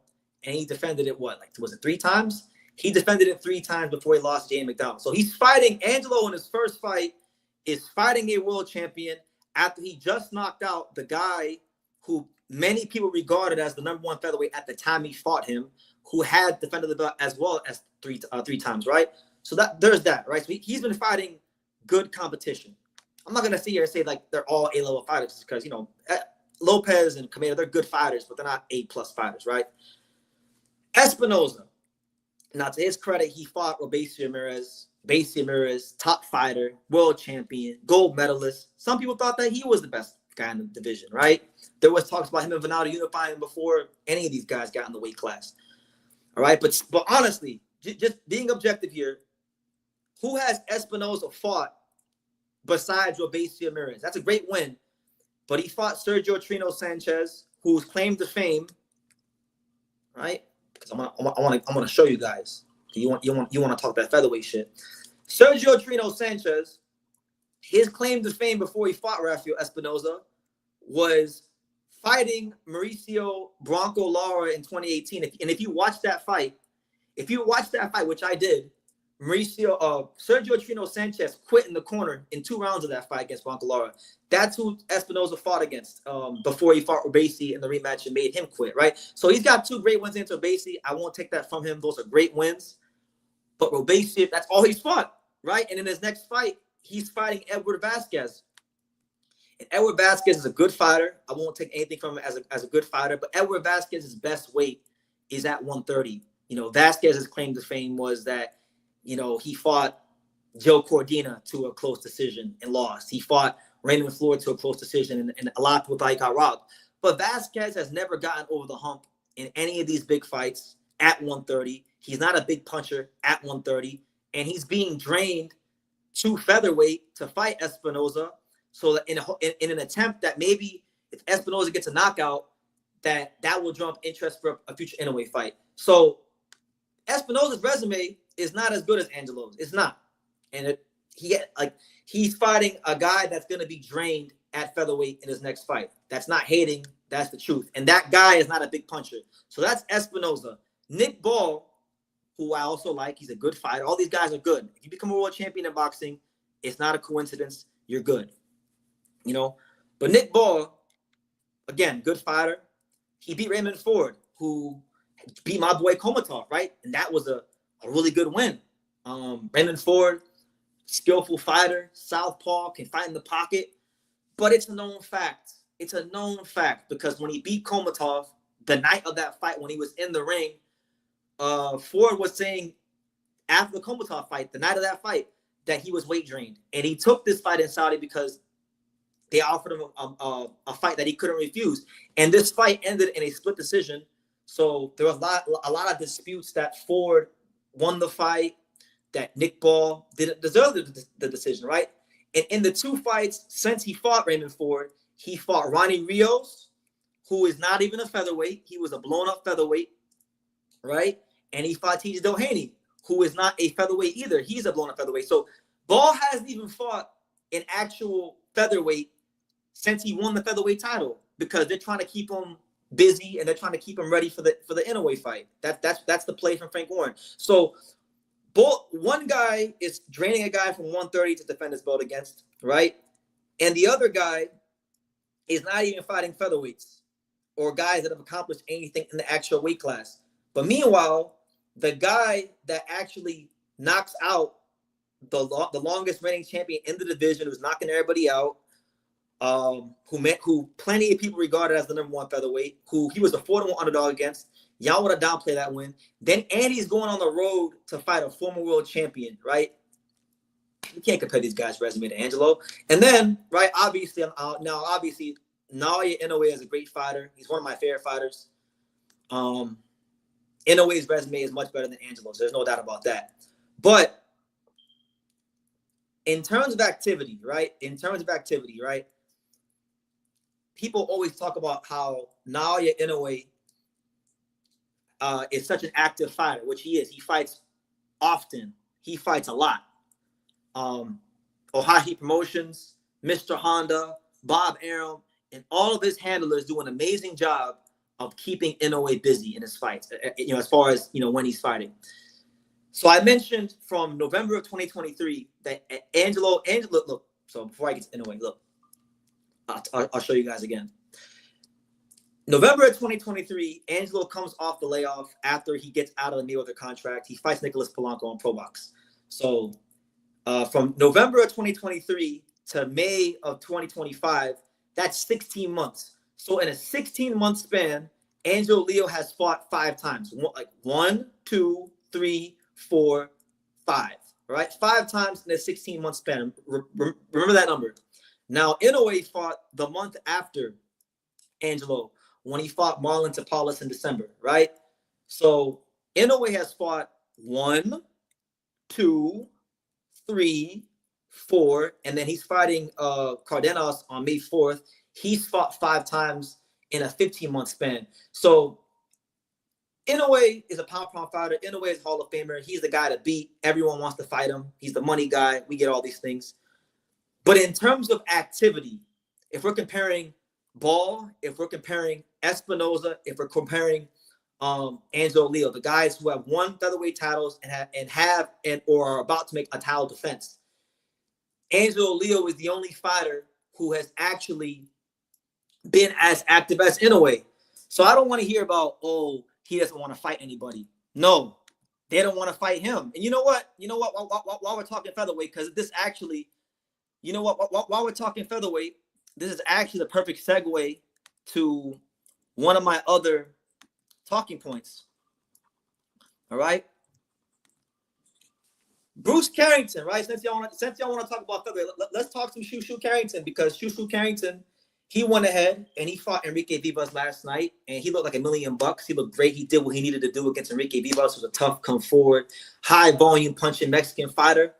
I was gassed about Bruce Carrington. I was happy to see him get a knockout again, because he didn't look good against Sully Montagao a couple fights ago. Top Rank has been matching him. He fought Dana Kua from Australia, who was made to order for him. And Vivas is a tough fighter, but he had the style to make Shushu look good. And to Shushu's credit, he did what he needed to do. So credit to him for getting the job done in spectacular fashion, right? Now, he called out everybody. He called out Nick Ball by name. He called out Stephen Fulton by name. But Nick Ball is not a top-ranked fighter. Stephen Fulton is not a top-ranked fighter. He's called out Rafael Espinoza in the past. I was there when he attended the Rafael Espinoza fight and said that he wanted to chop the tree down, right? But, and listen, I'm not even saying Bruce Carrington would duck Angelo Leo. I don't think Bruce is that guy. I know Bruce. I know that I believe he'd fight anybody if the paperwork is passed to him. But I think Top Rank has their plans for all these guys, and it's not really up to these guys, right? But to be fair, he called out every featherweight champion except the only featherweight champion that was sitting in the crowd. And who was that featherweight champion? It was Angelo Leo. Angelo was there. Angelo was at the fights last night, and Shushu didn't mention his name. So, like, come on, man. You guys keep talking trash about Angelo, and I don't get it. Like, do you guys hate me that much? Like I want to know, and you guys can please answer this in the comments. Are you guys rooting against Angelo because of me? Is it because you think I'm talking too much? Is it because you think that is it because you want to see me fail, or you want to see me be discouraged because my friend will lose a fight? Is that what it is? Or do you guys actually have a legitimate guy with Angelo Leo? Because I come on here on YouTube every single day. I see boxing fans complain about fighters not fighting often, right? Angelo fights often. He's gonna fight his fifth fight in 16 months when he fights Kameda in May. I hear people talk about fighters being boring. You can't say Angelo Leo is boring. He throws a lot of punches. He had 2 one-punch knockouts, one against Venado, one against Planilla. So he's delivering action. He's active. He's not arrogant. He don't talk shit to nobody. He always respects his opponents. So what is there not to like? Like, what is it not to like? Is it just answer in the comment section? Do you actually have a problem with him, or is it just because of True School? Because listen, I know what fighter he is. I know what kind of fighter he is. And I know plenty of fighters in boxing. I mean, I know Philip Hergovich. I know Dominique Francis. I know Bruce Carrington. I know plenty of fighters on a personal level. But I don't hype up every fighter I know on a personal level. I talk about him the way I talk about him because I've seen the improvements he makes to boxing and in his skill set. And I haven't met a fighter yet. I've met plenty of fighters from all over the world. I don't know another fighter who loves boxing as much as Angelo. I don't know another fighter who works as hard as him. And that's why I talk about him the way I do. So I'll leave it at that, man. I'll leave it at that. I'm sure I'll get some interesting comments here, but I just wanted to go ahead and talk about that. Oh, my bad, Kyoto. You said I never made that claim. That was just a question. Okay, my bad. It read as a statement. It read as a statement, so you kind of got me going. But yeah, my bad. He says, even though you lose 300, but that's better than losing 1,000. I'm not gonna lose. Listen, a lot of you guys are going to have to apologize when Inoue fights Angelo. A lot of you guys. And when he beats him, I don't want to hear that Inoue was old. I don't want to hear that he was small. I don't want to hear that he couldn't. He was fighting all these guys. When he loses to Angelo, I want to see Angelo on the pound list. I want you guys to admit you were wrong, and I want you guys to give him his respect. That's all. That's it.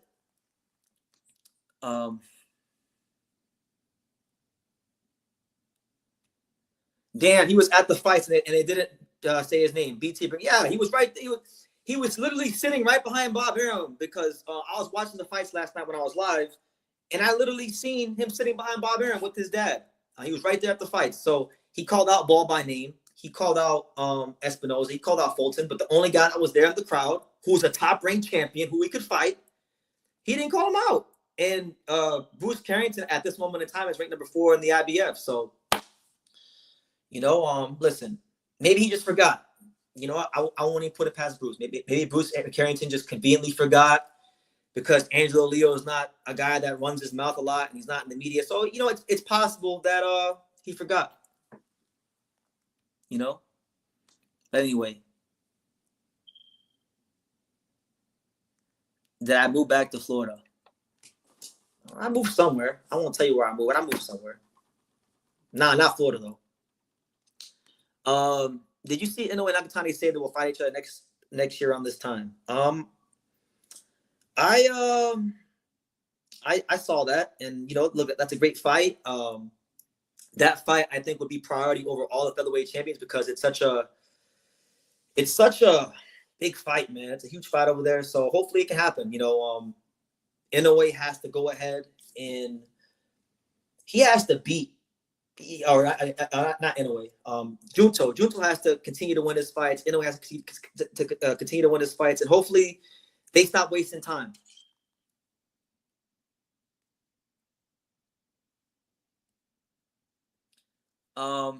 Bruce would die under the IBF clause. Have you seen him? I've seen him. No, I've seen him, but like everyone kept saying that Bruce called all the champions out and he wants all the smoke. And I'm simply here to say that, I didn't hear him call all the champions. I heard him call out 3 of the 4 champions. And the only champion that he just conveniently didn't call out was the only one that was actually in the crowd. That's actually a top-ranked champion. That's actually not hard to make a fight with because he's not a massive name in boxing, and it wouldn't cost Top Rank that much money to pay Angelo Leo and pay Bruce Carrington. So that's all I'm trying to get at. I'm not trying to say Bruce is ducking him because I don't think Bruce is ducking him. I'm just pointing out an observation. That's all. But that being said, man, what else was there? What else was there to talk about, man? You guys got me going. you guys got me going. It's 12:30 p.m. It's 12:30 a.m. here on the East Coast. Y'all got me crashing out here, man. Funny thing is, last tidbit of information about Angelo Leo, and I'll go to the next chapter. I just talked to Angelo yesterday. Was it yesterday? Yeah, but I talked to him yesterday because I talked to him yesterday, and he invited me to come to camp with him again, but I can't make it out for camp. So I'm still part of Team Leo, even though I'm not a part of camp. I'm still contributing to his career. Like one of the sparring partners that he has for this next camp is actually one of my friends, my boy Eric Lanzas Jr., who's a 140 pounder. So he'll be in camp with Angelo. They got Joseph Maicedo, I believe, being in camp with Angelo. And yes, I won't be part of this camp, but I'm still playing my part. So anyway, on that note right there, let's switch some gears, guys, because there's more to boxing than just the featherweight division. There's more to boxing than just Inoue or Canelo or Angelo or Benavidez. And I wanted to touch on this because I haven't really heard too many people touch on this in boxing. I've never really had anything negative to say about Emiliano Vargas. I like Emiliano Vargas, right? Good fighter, good young talent. Obviously, he's the son of a pretty notable fighter in boxing history in Fernando Vargas. But I gotta push back on something that he said. I gotta push back on something that Emiliano Vargas said, because for those that know and for those that don't know, there's been an ongoing saga, an ongoing feud between Emiliano Vargas. Hold on, let me put my charger in. Vargas and Keyshawn Davis, because Keyshawn Davis has stated that he wants to do a card where the Vargas brothers take on the Davis brothers, and they had a little run-in at the Crawford Madrimov fight. So there's some tension there. Now, obviously, Keyshawn Davis is 25 years old.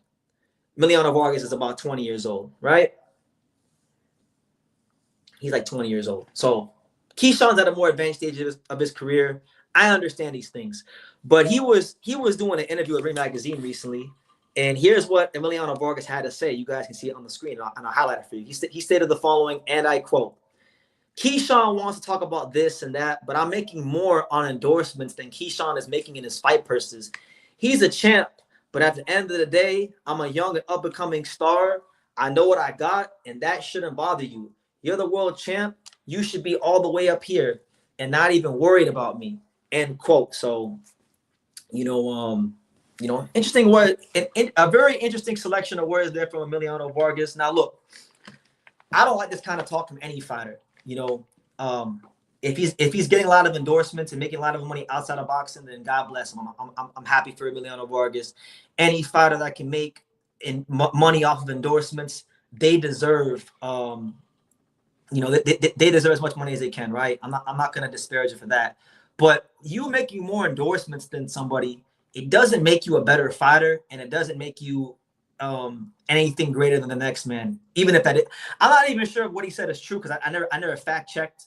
Like, I'm not even sure I can fact check what he makes in endorsements and compare it to what Keyshawn's made in this person. But like, I didn't even try to. So even if it is true, it doesn't matter, because all that proves is that you're richer than him. And being richer than somebody, or having more Instagram followers than somebody, which he also alluded to, he stated that he would rather fight Abdullah Mason because Abdullah Mason has more following than Keyshawn Davis on social media, and he likes that fight more because it's a bigger fight. And Keyshawn Davis doesn't make as much money in purses that he makes in endorsements. And to me, this is the kind of corny, modern day duck talk we're getting in boxing. I don't like it when other fighters do it. I don't like when Ryan Garcia does it. I don't like so I'm not going to give Vargas a pass for it. Somebody in and around him, part of his team, needs to correct what he's saying, because this is how delusion starts amongst fighters. And if delusion starts small for a fighter, you better believe and trust me, as a fighter attains more stardom, more attention, more accolades, if delusion starts small, it'll develop into something big. And so since Vargas is talking a big game, right? Let's check under the hood. Let's see what Vargas has done in his career for him to talk like this. Mr. Endorsements, Mr. Marketable. So as it stands right now, Emiliano Vargas is 13-0 with 11 knockouts. Okay, good record, respectable. Top rank, doing a good job, moving them slowly but surely, getting him the right fights at the right time so he can develop the way he needs to. So when he gets to the championship levels of boxing, he's ready. Like, look, and he's still green. Vargas has only boxed 38 rounds in the pros, so he should still have training wheels on, because he doesn't have that pro experience. But for the way he's talking, he said in the statement he knows what he's got, right? So if you know what you got, then you shouldn't be talking about world champions like that if you know what you got, because if those world champions decide to pull your card, you best be ready. Now, look, his last 5 fights, he fought Nelson Hampton, 10-8, Angel Urena, 10-2, Jose Zaragoza, 9-8-2, Larry Friars, who's an Irish club fighter who's gotten beat up plenty of times by like Xander Zayas, 13-6-1, and then he fought Giovanni Gonzalez, 27-2. This is his record, people, over the last 5 fights. And this is not the record that's befitting of a fighter that Top Rank and his handlers have a lot of confidence in. Because I'll tell you guys this: when you have a true blue chip talent, you're not even moving them like this. When a fighter is really a blue chip talent, like the way he's talking himself up to be, you don't get moved like this. This is the resume. This is the path of a guy that has some talent, that does have a ceiling, that is a dynamic fighter, but a guy that clearly needs some development. So he's being moved as such. So look, I think Emiliano Vargas versus Abdullah Mason is the fight to make, because they're closer in age. But I don't like this talk, and I don't think people in boxing media and fans should give any fighter, whether it's Emiliano Vargas, Terence Crawford, Canelo, whoever you want to say it is, nobody should get a pass for saying that, oh, I got more endorsements than somebody. That's corny to me. It's super, super corny, What do you guys think? Am I out of pocket here? Am I off base, or you guys rock with what I'm saying? What do you think? Do you guys agree with what he's saying? What he said is true. Keyshawn is a champion. They shouldn't be concerned with the prospect. No, I'm not. Listen, I'm not disagreeing with that. Like, Keyshawn's at a much more advanced stage of his career. But like, let's talk business. Let's talk commercial value, because if if we're talking about commercial value, right? Emiliano Vargas is from Las Vegas. He's from Las Vegas. He ain't headlined the show in Vegas yet. And he's fought on plenty of undercards in Vegas. And I've been to some of the cards where he's fought on in Vegas. He hasn't had the most fans in the crowd when he's fought in Vegas. So why is he talking like he's Canelo or something, like he's George Foreman or some sort of massive star? He ain't that yet. Your dad was a big star. You ain't a massive star yet. Now, Keyshawn Davis, on the other hand, he's fought in his hometown and actually put 10,000 asses in the seats, unlike Emiliano Vargas. Emiliano Vargas has fought in Vegas plenty of times. He ain't put no 10,000 asses in the seats. Keyshawn Davis has put 10,000 asses in the seats where he's from. So, you know, I just think it's I just don't like it. I don't like it. That's what I'm saying. Like, let me see if he's ranked. You know, let's check. Let's see if he's actually ranked. Let's check if he's ranked, because I'm sure he's a 3,500. Is Emiliano Vargas actually ranked anywhere in boxing? Let's see. So right now, 35, he is not ranked. And he's not ranked at 140 either. So he's still very much a prospect in development. So yeah, I mean, he's got a point. Keyshawn shouldn't be concerned with him, but at the same time, like, who are you to say, talk about endorsements? Like, what the hell does that got to do with fighting? That has nothing to do with being inside the ring, you know? Not a damn thing. So, yeah, man. Best of luck to him. I hope we get Keyshawn, or we get Vargas versus Abdullah Mason. Because I'll tell you guys this. I can't remember if it was Abdullah Mason or Keyshawn Davis, but I vividly remember last year when I was in Las Vegas myself. Emmy fought on the undercard of Teofimo Lopez, Jermaine Ortiz, and I had the honor to interview him and his dad at the same time. And they're good people. Like, I'm not saying they're not good people, but I asked him about fighting Abdullah Mason, right? And I was in his presence when I asked the question, and I didn't get the energy of a guy that was anxious to fight Abdullah Mason, you know? Normally when you get to a young fighter that's like really confident in himself, they're just anxious to fight everybody. You know, they say, yeah, I want to fight him tomorrow, but, you know, obviously it can't happen. But, like, I didn't get the energy that he wanted to really fight Abdullah Mason. Like, he kind of gave me the politically correct answer. So, you know, with Emmy, he's a very dynamic talent, offensively. Defensively, I think he leaves some things to be desired, and he needs to clean those things up, because when he steps up, if those things aren't cleaned up, he might get exposed before he even gets to the championship level. So, you know, don't worry too much about your endorsements. Worry about cleaning up your defense, you know, and I'll just leave it at that. Best of luck to him, like him, but just telling you guys how I feel about the matter. But shout out to everybody here rocking with me. We're 90 minutes in. Jesus, we're 90 minutes into the live. So time flies. We having fun. Let me see who else we got. Kyoto wants to know, what's my early prediction for Angelo's fight against Tomoe Kameda? That's very interesting. Now, so far, the only fighter that's taken Angelo the distance in his 4 fights at featherweight, because as a featherweight, he's 4-0, 3 knockouts. The only guy that took him the distance was Eduardo Baez, and even in that fight, Angelo still won like 7 or 8 of the 10 rounds. It was an easy fight for him, and that fight's been a hard fight for a lot of fighters in boxing, right? And Eduardo Baez is very tough. He's not an easy guy to stop. But everybody else been stopped in brutal fashion. You know, Polanco got his arm beaten out of his socket. Plania got stopped with a 1-punch body shot. Vidal got stopped with a 1-punch headshot, counter left hook. So Kameda, been watching some tape on him. Good fighter, 46-fight veteran. A lot of respect for him. You know, it's not easy to, at this stage of his career, fight your way into a mandatory position. And to his credit, like, he beat Leorato Diamante, who he lost to in a rematch to get the mandatory spot. So he avenged the loss and became mandatory. So you got to respect that. But based on what I've seen on tape, studying him, and, you know, I don't think the fight's going to go to the 10th round. I think Angelo will get Kameda out of there before the 10th round. I don't know what round it'll be, but I think it'll be before the 10th round. I don't think he's as durable as Donato. I think his punch selection is a lot more textbook than, let's say, a guy like Donato Lopez. And the thing that Angelo has going for him, and I guess you could say maybe Kameda has is going for himself too, is that they've sparred each other on 2 occasions. They sparred one time at Mayweather Gym, and they sparred one time at DLX Boxing. And so there's a level of familiarity. So I think Kameda will be tough. He'll be game. He will fight his heart out to win out of pride for being on Japanese soil and his last hurrah to be champion. But I just think in the end, Angelo's too quick, too fast, too sharp, too much volume coming at him. This fight will it'll end before the 10th round. So I'll go with, like, if you want me to pick an exact round, I'll say Angelo stops him in the 8th round with a body shot. So I'll say that.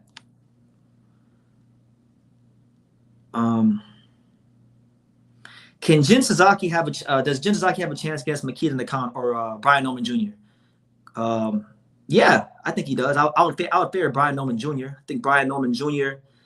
right now is Brian Norman Jr. is of the two, I think. So Jin is 23 years old. Brian Norman, I believe, is 24 years old. So like they're around the same age, but in terms of their physical maturity, Brian Norman is more advanced in terms of his physical maturity than Jin Sasaki, right? So he's a physically stronger guy than Jin Sasaki right now. And I think Brian Norman has also fought better competition than Jin Sasaki right now, right?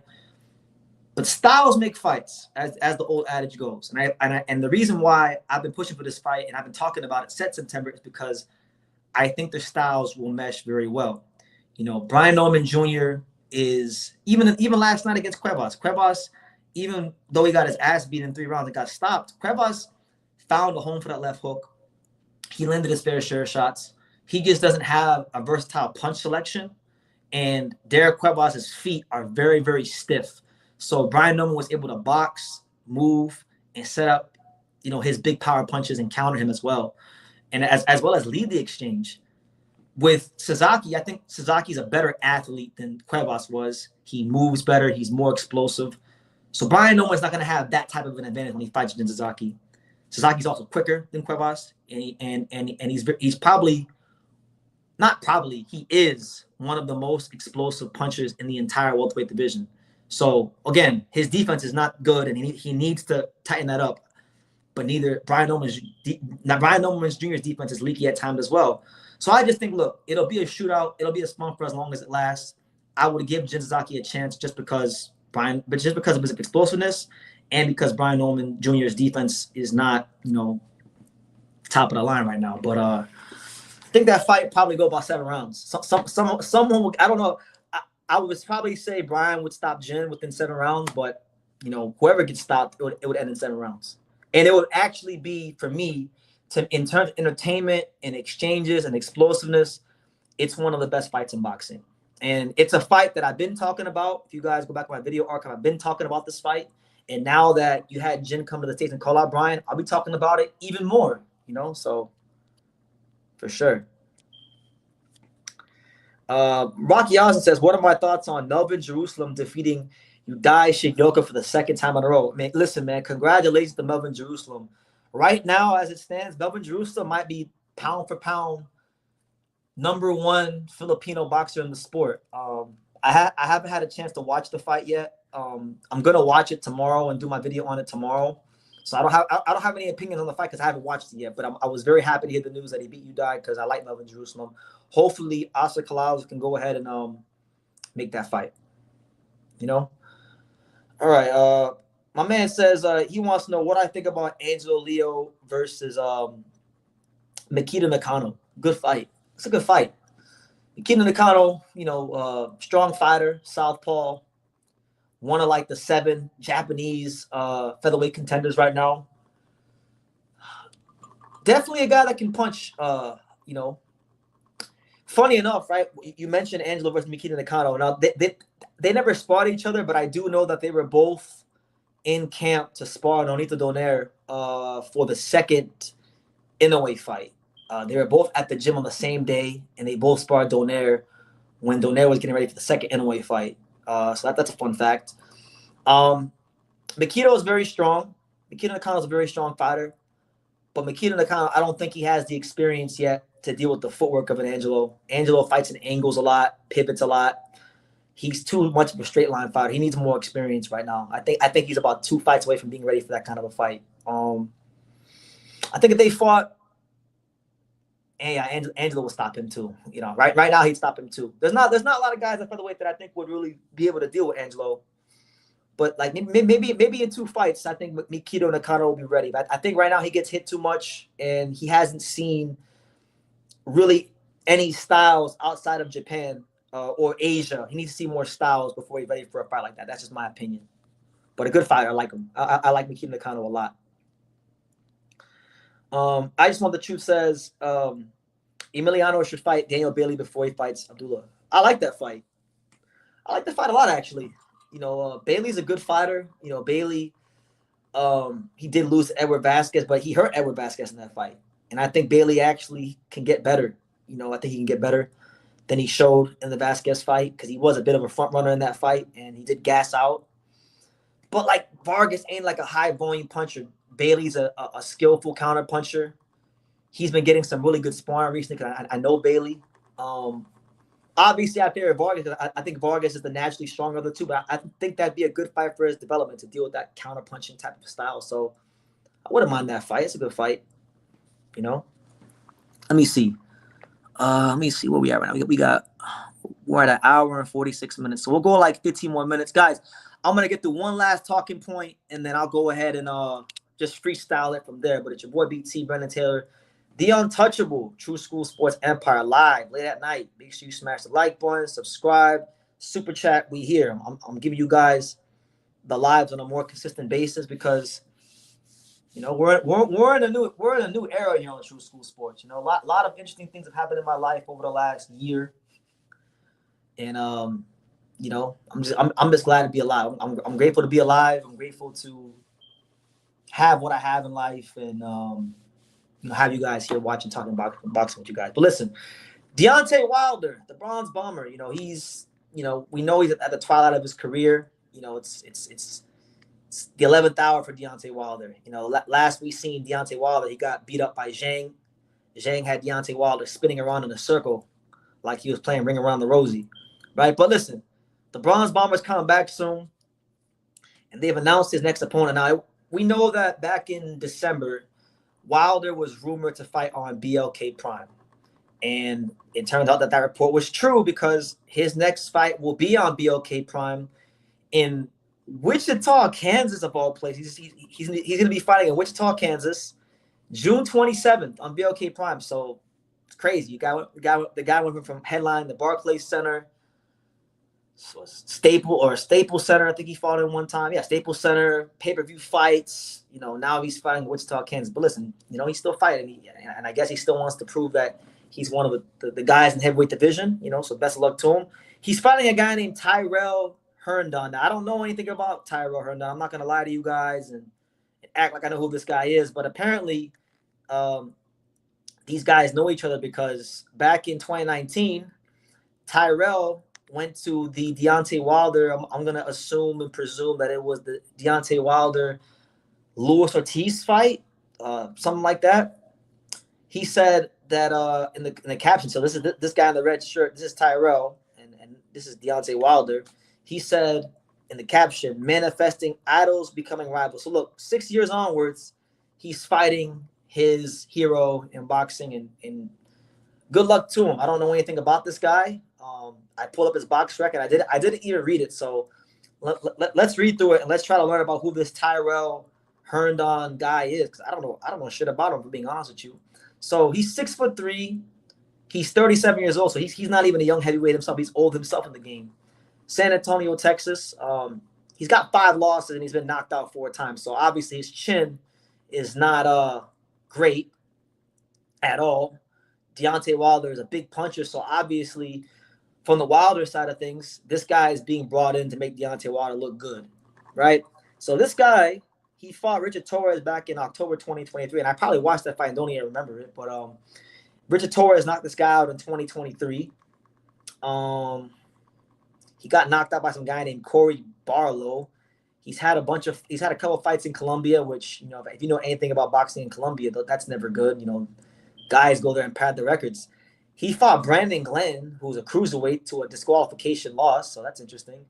He got knocked out by Efe Agjagba in 1 round. And yeah, like he hasn't like the only notable heavyweights he's fought on his resume, he's been sparked out in 2 rounds. And the heavyweights he's fought are not even like top heavyweights. So I don't want to do boxing math because I hate when people do it with other fighters. But history is telling us that this guy is not on that level. So on paper, at least, we know fights aren't won on paper, but on paper, this guy is here to lose, right? But I wish him the best. I really don't remember watching him fight, even though I'm pretty sure I have watched him fight. I'll go back and I'll watch him fight, but having 4 knockout losses on your record and then fighting Deontay Wilder, who can still punch, that's not a recipe for success. So that's who Wilder's fighting next. And let's just see where is Wilder in the heavyweight picture these days? Like, is Wilder even ranked? Not even sure. Is Deontay Wilder even ranked in the heavyweight division these days? Wow. Yeah, Deontay Wilder is not even ranked in the heavyweight division because, let's see. How long ago did Wilder fight? Because I know he fought Zhang, but how long ago was that? He fought Zhang back in June of 2024. So it hasn't even been a year and he's unranked. So he's literally not ranked based off of merit or lack thereof. And so that's not a good sign for Wilder.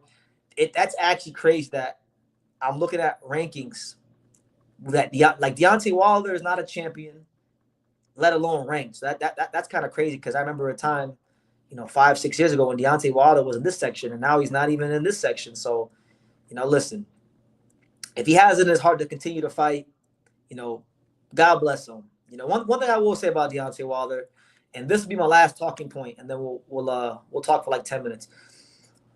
I'm happy he's back in the ring, because when you grow and you get older and you mature, like there are certain things I used to say on YouTube that I look back on it, and I don't like some of the things I used to say back in the day. I think I was very immature back in the day.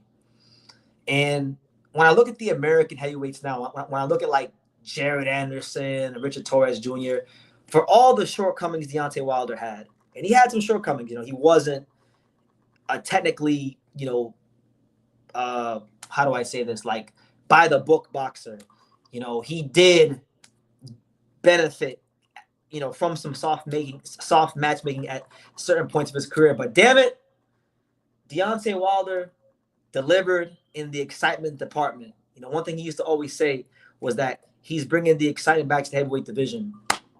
And one of my regrets that I do have about covering boxing, if I do have a regret, I don't have many regrets in life, but if I had to list one of my top 3 to 5 regrets covering boxing, one of my regrets is that I got so caught up in the whole Anthony Joshua, Deontay Wilder, Tyson Fury triangle, which is kind of funny because none of those guys became the man of the era. Usyk, a smaller guy, came up and became the man of the heavyweight era.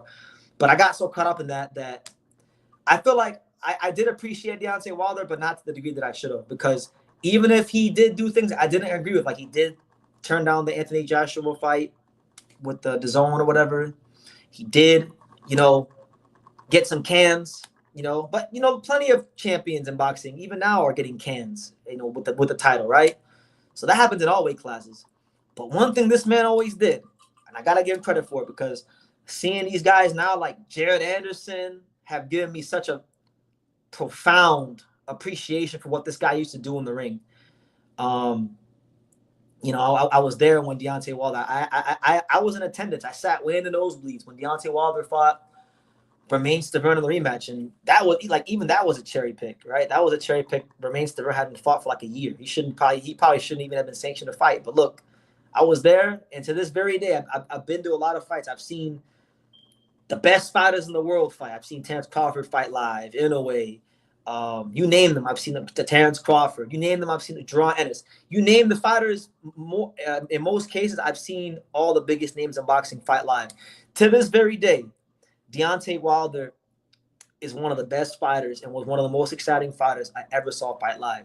So even though he's not in his prime no more, and even though he did a lot of things in his career I didn't agree with, I wish I would have appreciated him a little bit more, because it's very likely, guys, if you just look at the current crop of the American heavyweights, you got Jared Anderson, you got Richard Torres, you got like Lorenzo Medina, but like it's guys, it's very possible that for the next 7 to 20 years, America there might not be an American heavyweight champion for the next 7 to 20 years.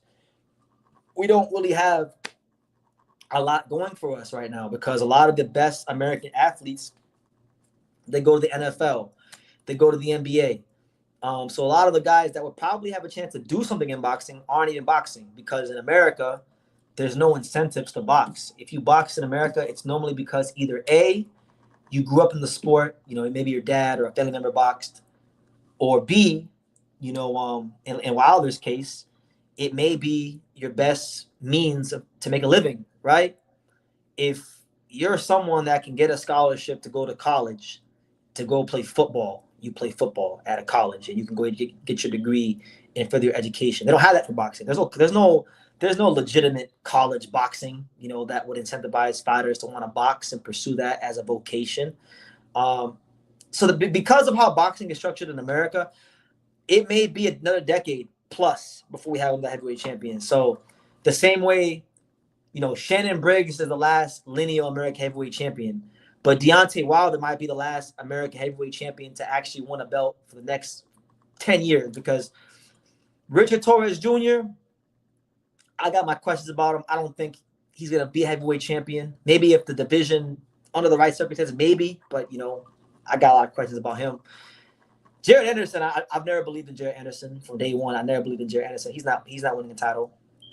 Lorenz Medina I like, but I can't be biased. Like, he hasn't really stepped up yet, so we'll see what happens when he steps up. But, like, the American heavyweight landscape is pretty abysmal. So when I reflect on the fact that for the better part of more than half a decade, we had a champion that was knocking people out and delivering excitement, kind of wish, looking back on it now, being a little older, being a little more mature, even though I disagree with a lot of the ways his career was moved, I wish I would have appreciated him a little more. So, I say all that to say best wishes to Deontay Wilder in his fight in Kansas. And hopefully, look, if he can win and get ranked again, for me, if Deontay Wilder has it in his heart to box, to continue his boxing career, which it seems like he does, I hope that we can get the Anthony Joshua fight because Anthony Joshua clearly is past his best days.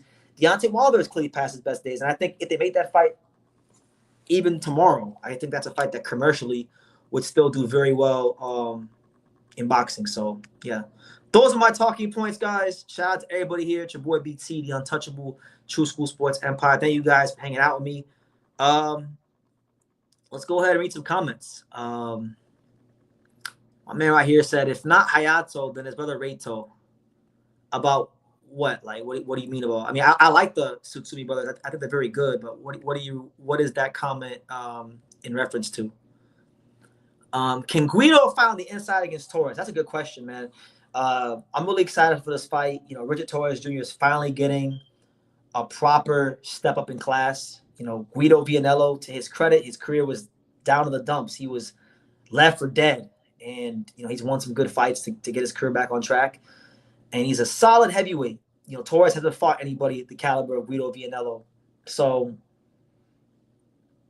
he has the stamina to fight for 12 rounds. That's probably one of Guido's best attributes is that he has a lot of stamina. But unfortunately for him, I think that's like the best thing about Torres, is that Torres is very physically strong and that Torres can push you back, and that Torres does have a work rate. So I think for Guido, I think he's going to have to box Torres, and then he's going to have to make Torres come to him and punch in between the shots. I think that's his best path to victory, because if he goes in there and he just tries to press Torres early, that will play right into Torres' hands. So we'll see.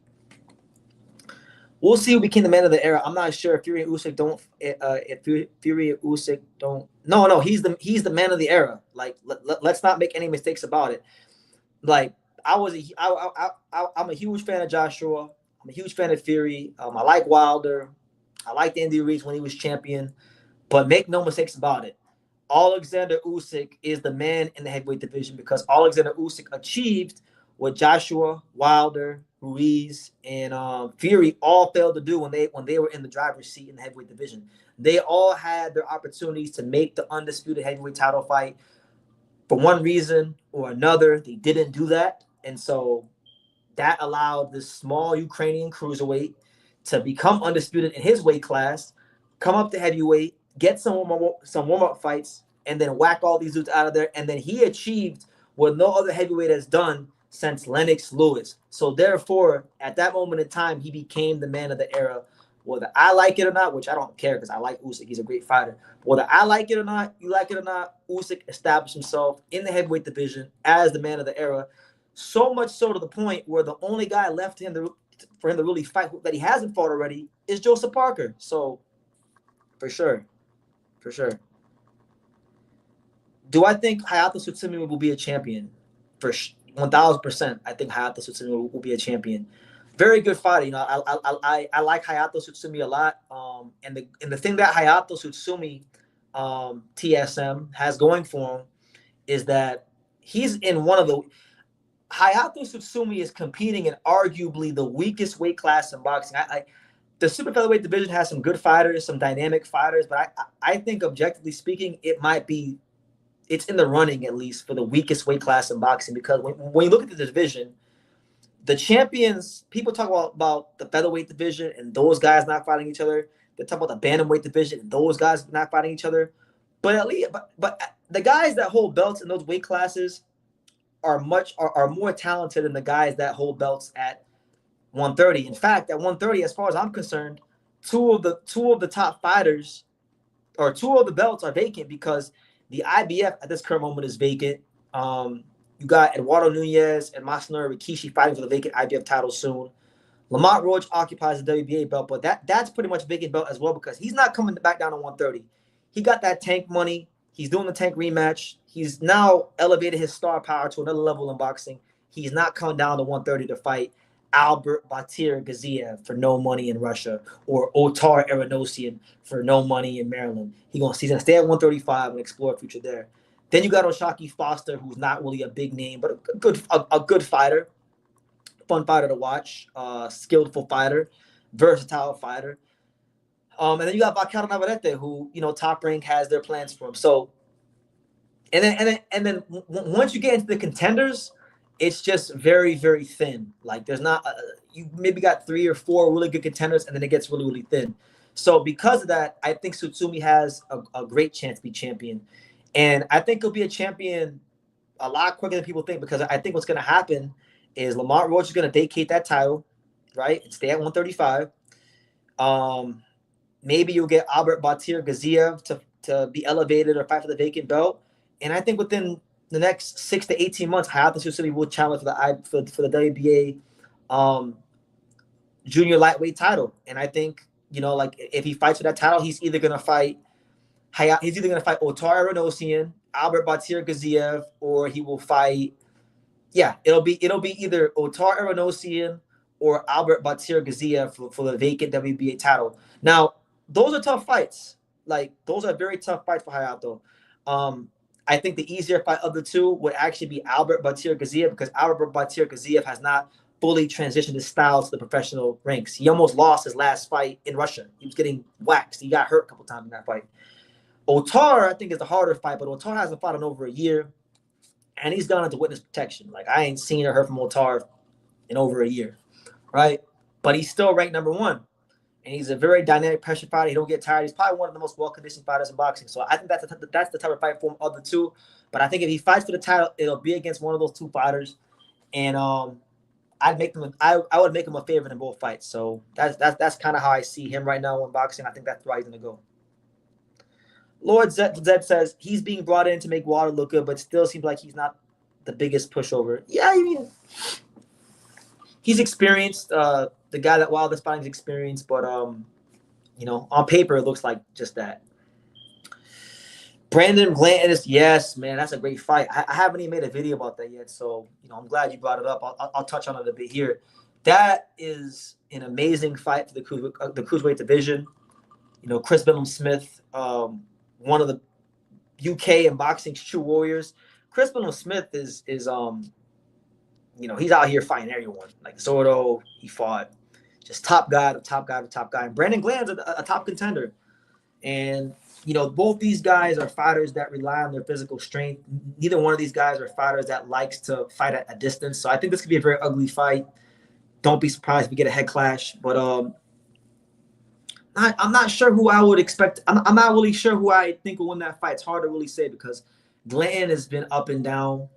Chris Smith's coming off of a beatdown against Zordo. You don't know how he's going to come in going into the fight. So I don't have a prediction, but I like the fight.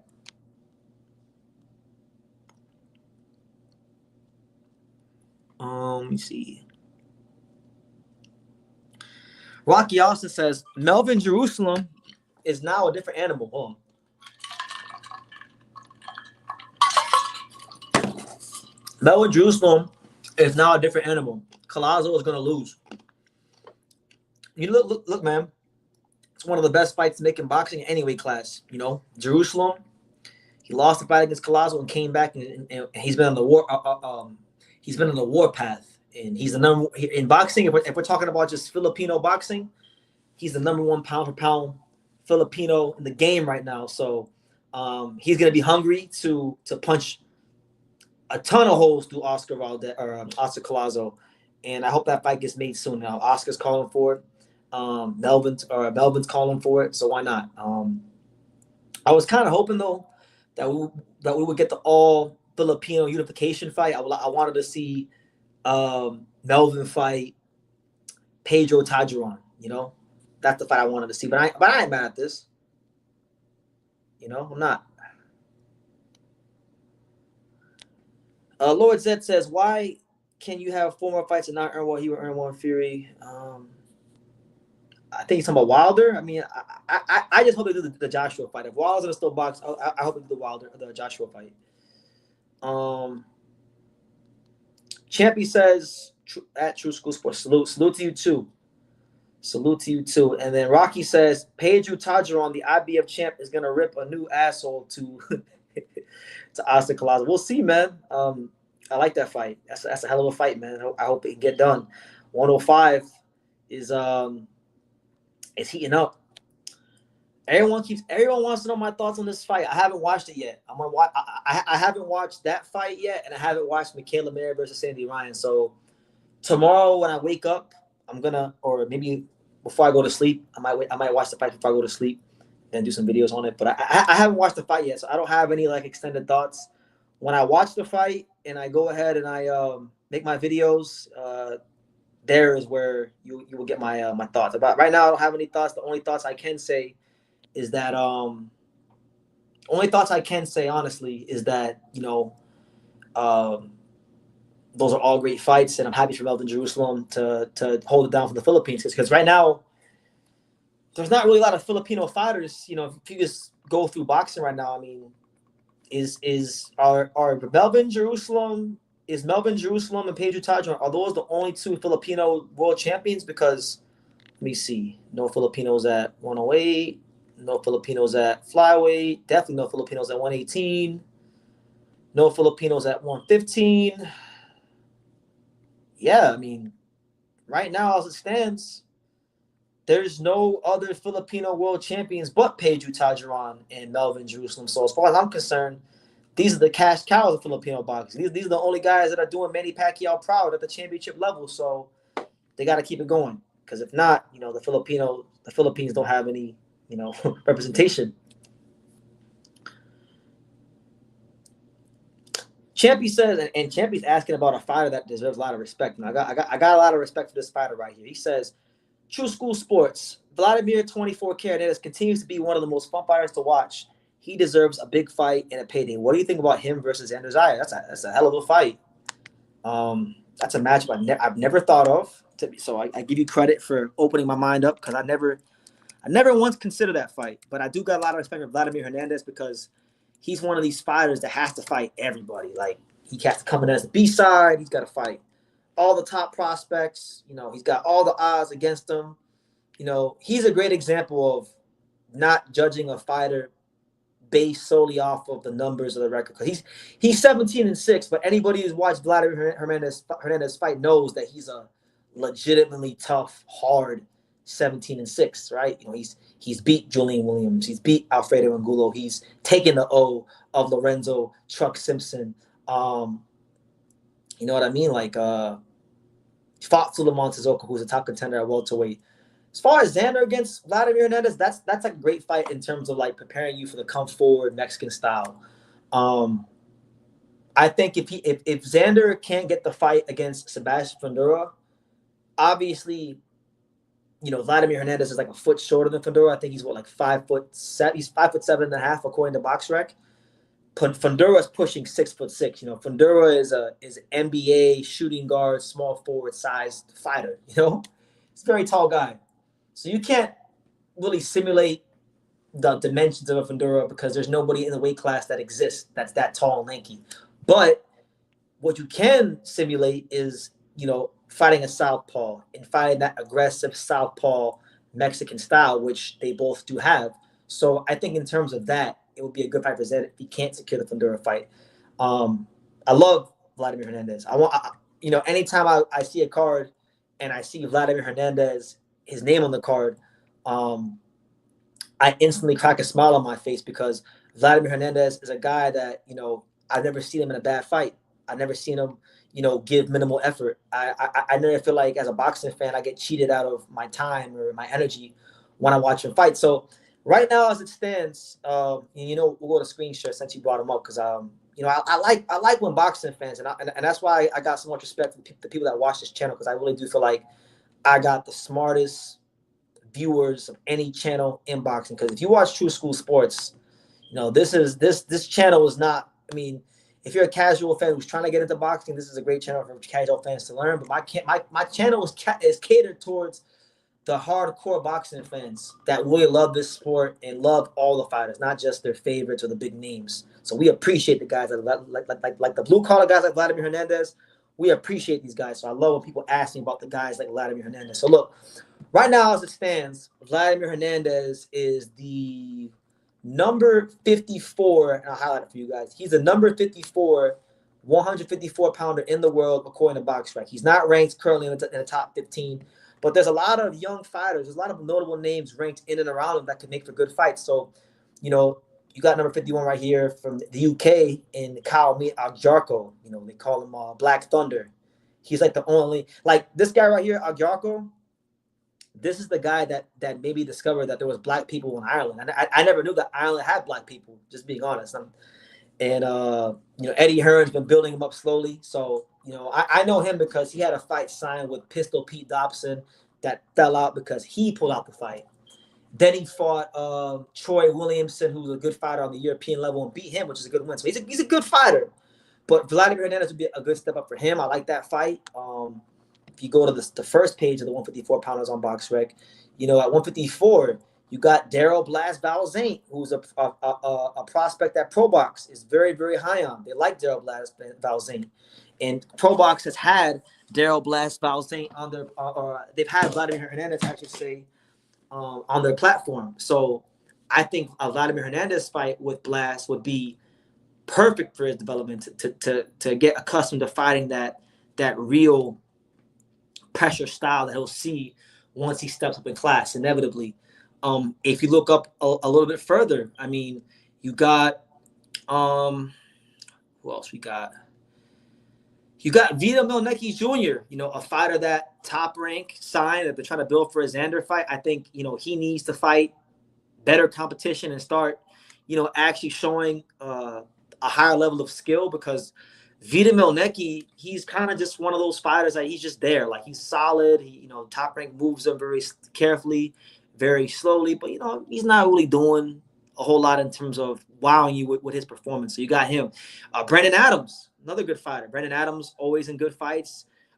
Just had a close fight with this Greek dude, Andre, in the OTX tournament. I think Vladimir Hernandez and Brandon Adams would be a good fight. The Greek guy, Andre Katsorakis, however you say his name, the 15-0 guy. That's a good fight. Nikita Zoo. So look, I think Vladimir Hernandez makes for good fights with pretty much any and everybody at the 154 division, at the 154 weight class. Ideally, I think the most ideal fight that I'd want to see would be him against Daryl Blast Valzaint, because Daryl Blast Valzaint is a fighter that ProBox. He's actually one of the only fighters that is signed to ProBox. Like Gary Jonas has been signed. He signed this kid from his pro debut.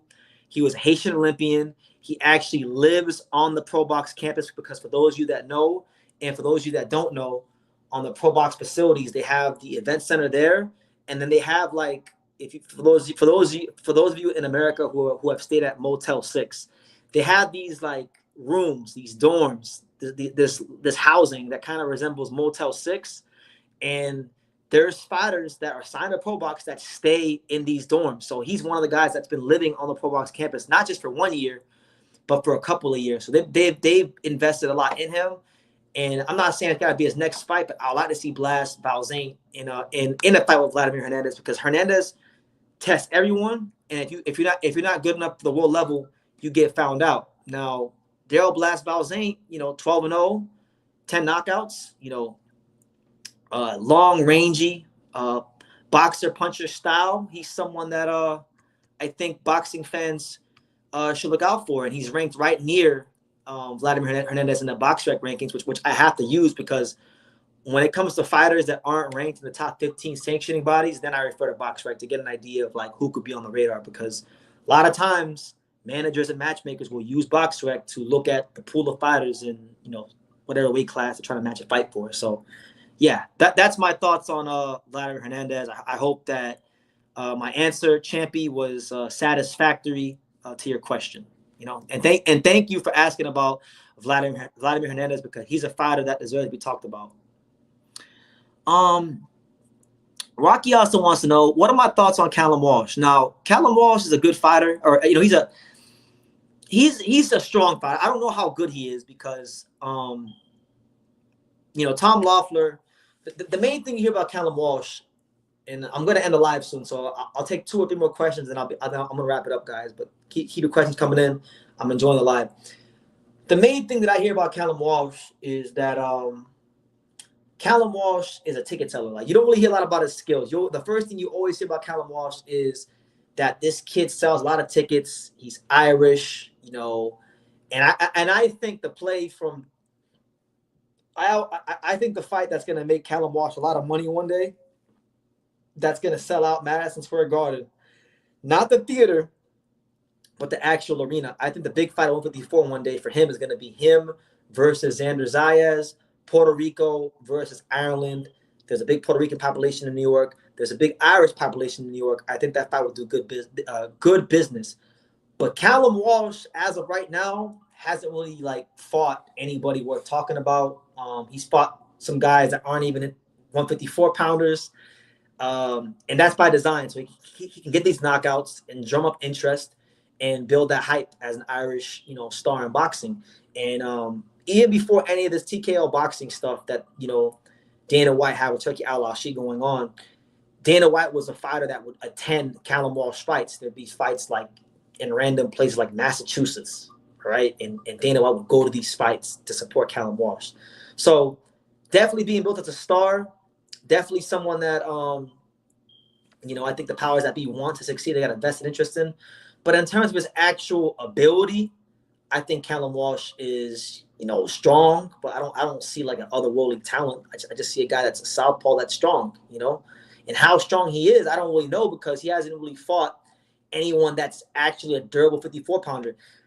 Him fighting a guy like Vladimir Hernandez will actually reveal a lot, and he's the exact kind of fighter Vladimir Hernandez would snatch an O from if they ever fought anytime soon. So that's what I can say about that. But I like him. I hope he does well.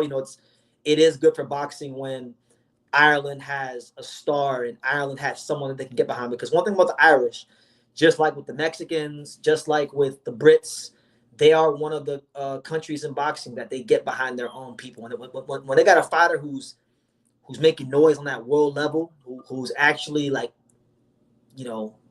doing things, they go out there and they support these guys no matter what, just as long as they're representing that Irish flag. So that's how I feel. But you know what? Truth be told, we mentioned Vladimir Hernandez earlier against Daryl Blas Balzain. That's a good fight, but I would actually prefer Vladimir Hernandez versus Callum Walsh, because I've seen enough Daryl Blas Balzain to know that I think Daryl Blas Balzain will become, if he's not already, a legitimate top 15 contender. Now, Callum Walsh is ranked in the top 15 because he won certain trinkets that got him there, but I don't look at Callum Walsh as a legitimate contender yet. Vladimir Hernandez is the kind of fighter that you beat to prove that you are a legitimate contender in whether it be 154 or 160. And if they fought right now, I'm being honest with you guys, if they were to fight tomorrow, I would put Callum Walsh on a massive upset alert against Vladimir Hernandez because if he hits him with his biggest shots and Vladimir Hernandez doesn't go anywhere, I don't think he's got enough dimensions to his skill set to deal with that kind of volume and pressure for the duration of 10 rounds. So I will go ahead and I'll just leave it at that.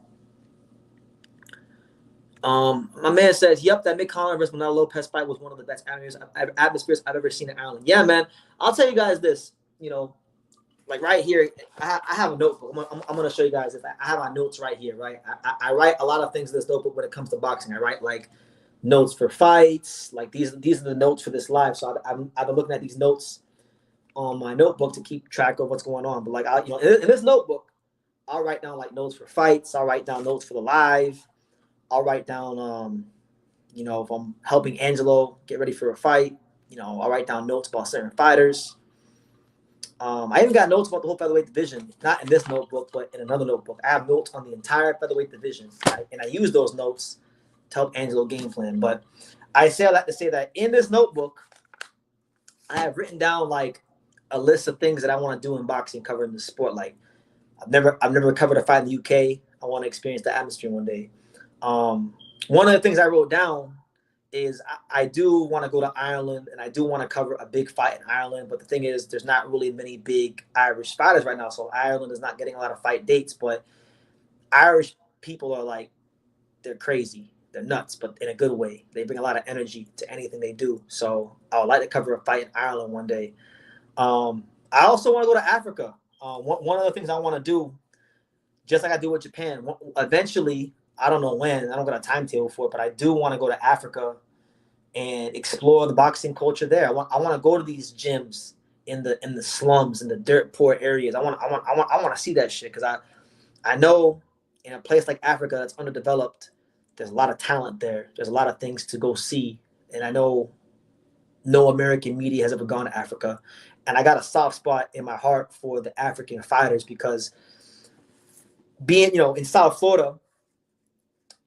When I was living in South Florida, you know, the African fighters, I interviewed a couple lower level African fighters, guys like Rafael Mensah.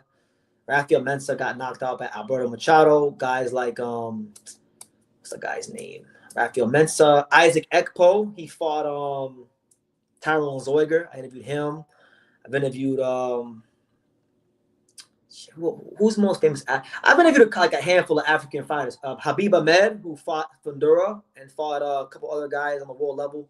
So I've interviewed maybe like 5 or 6 African fighters, and I've been exposed because I know someone, a guy named Nelson Azor. He's a manager.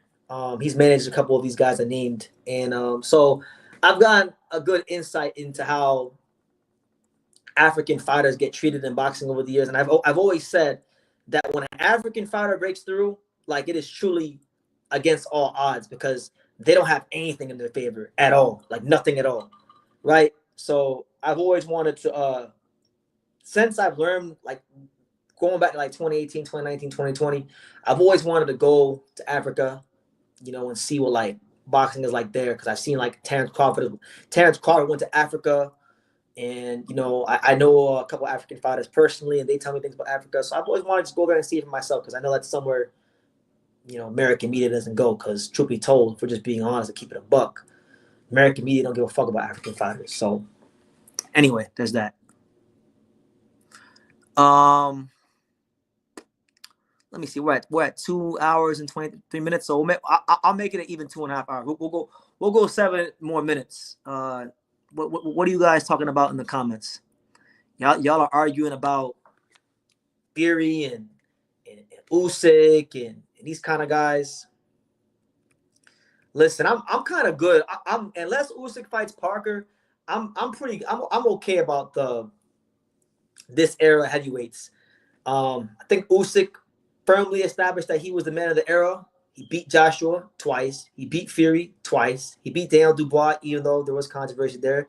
If they fight again, he'll probably beat him again. The only guy at the top level that I think he needs to fight that he hasn't fought is probably Parker. But even if he didn't fight Parker, he already beat everybody. Like, he beat Joshua, he beat Fury. He beat all the guys that people thought were going to be the top heavyweights of the era. he cleared it out. He beat those guys already. So I'm ready for the next. I'm ready for like the Mosley Talma. I'm ready for the Richard Torres Jr. I'm ready for I'll throw his name in there because Lorenzo Medina. I'm ready for like the next young heavyweights to go and make their noise in the division and finish it out. I'm ready for Philip Hergovich to get his shot at the heavyweight title one day, just so long as he beats Joe Joyce and doesn't, choke in this fight like he did against Dubois. I'm ready for the next era because, these guys had their time and that's what it is. So, yeah, man. Let's see what else? What else is going on in boxing? What else is going on in boxing? Let me see. What else did I miss? Did I miss anything? I don't think I really missed anything. So, yeah. Listen, y'all got 5 minutes. Y'all got 5 minutes, and then I'm gonna get up. I'm gonna get off here, and I'm gonna end the live. 2.5 hours is a good time to end the live. Hope you guys have enjoyed it. Torres versus Canelo is going to be a great fight next week. I think so. Next week, quietly speaking, is a good week for heavyweight boxing. You got that fight going on. You got Hergovich versus you got Philip Hergovich versus Joe Joyce. So yeah, man, good heavyweight fights. And what boxing fan doesn't love the heavyweight division? Usyk versus Parker earns Turkey 20% of what a third fight with Fury would earn with Turkey. Yeah, but okay, but what? Since when does Turkey care about making money? He don't care about making money. He gets a war chest of money to burn, to not turn over a profit. He don't care about making money. At least we're good in the fights. Come on, God, come on, Turkey. Parker versus Usyk. Usyk Parker, make that shit happen. At least we're good in the fights. That's what we're about. What do you think about Elvis Rodriguez versus Landolfo Delgado? I haven't thought about it too much, but I love that fight. I think both those guys have been fighters that are at 140 that peaked they're fighters at 140 that I've been into notable fights, and I think both of them are trying to get to that championship level. In particular for Landolfo Delgado, he needs this fight probably more than Elvis, because Elvis has fought like Kenneth Sims. He lost that fight, but he's been in some decent fights. If I'm not mistaken, I remember he fought Victor Postol and beat him as well. Landolfo ain't been in no fight like that. In fact, I vividly remember Landolfo was the co-main event on the Angelo Leo Venado card. And I remember sitting ringside just being frustrated that he wouldn't really show that next level of class. So, right now, I view both of these guys as just another guy, just regular fighters, just solid contenders at 140. But Landolfo Delgado has been propped up at times as, a next level talent. So I think this is a fight where if he is that, he needs to go ahead and show that, So I like the fight. He doesn't. He does. I mean, maybe he does now. I mean, he brought Dana White to start paying these guys less money. So maybe he cares about making money now. But if we're talking about, the latter part of 2023 to let's just say Usyk versus, or better be at Bivol 2, that era, the day of reckoning card to Bivol better be F2, he hasn't cared about making money. He's been paying these guys well above market value and losing money on fights. He lost money by the truckloads on Crawford versus Madrimov, right? So maybe he cares about it now, but from the day of reckoning card, that first big Turkey card to better be a Bivol 2, he hasn't cared about turning over a profit.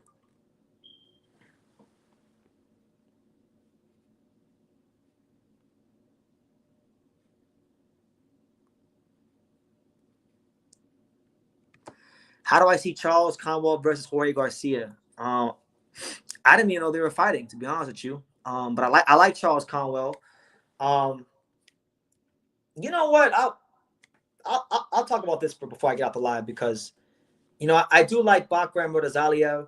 I feel like Bakram Murtazaliev is a very good. He's a good fighter, and he had a hard road to become champion. Dudes didn't want to fight him. Charlo didn't want to fight him. He had to wait his turn for a long, long time. Took some step aside money, right? he beats the brakes off Tim Tszyu. He becomes champion. He gets everybody talking about him, right? And then now, like, you know, none of the champions are eager to fight him because let's be real, Bakram doesn't speak English. There's not a ton of marketability there in terms of, you know, his earning potential, right? He's not Canelo. He's not Ryan Garcia or these kind of guys, but he's a very good fighter. He's one of the most ducked and avoided champions in boxing, right? But I didn't like what Bakram did recently. I don't know if you guys saw this, and I might try to go find it, but let me go try to find it while I'm talking to you guys about it. But Bakram, he was on Twitter, right, recently, and he was whining and complaining about how guys don't want to fight him, right? And he's not wrong. You know, I don't think fighters are eager to fight him at all. Let me see if I can find it. Go to my bookmarks.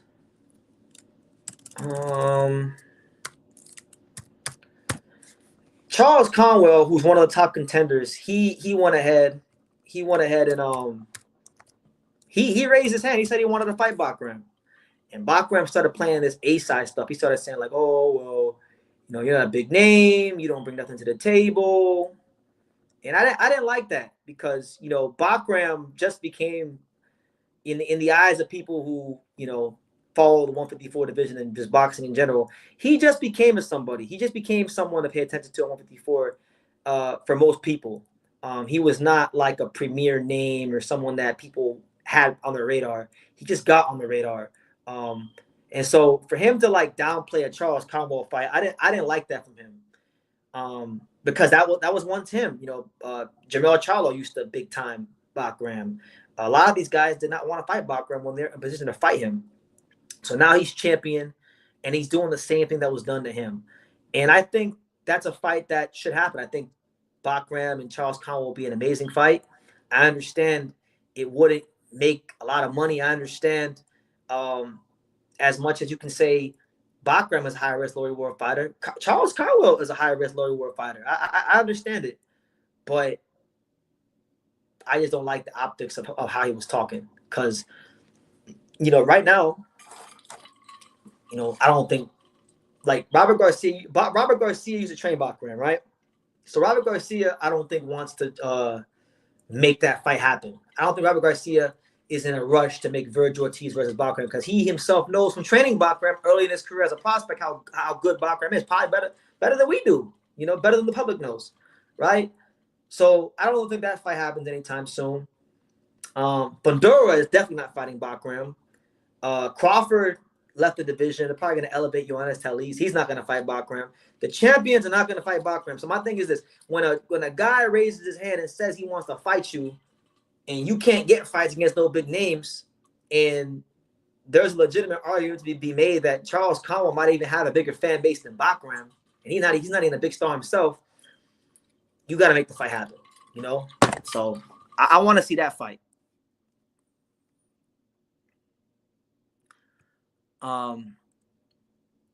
It's a great fight. Yeah, I think so. I think that's the fight they need to make. Considering the current landscape, do you believe Jamel can still become a champion in 154? That's a great question.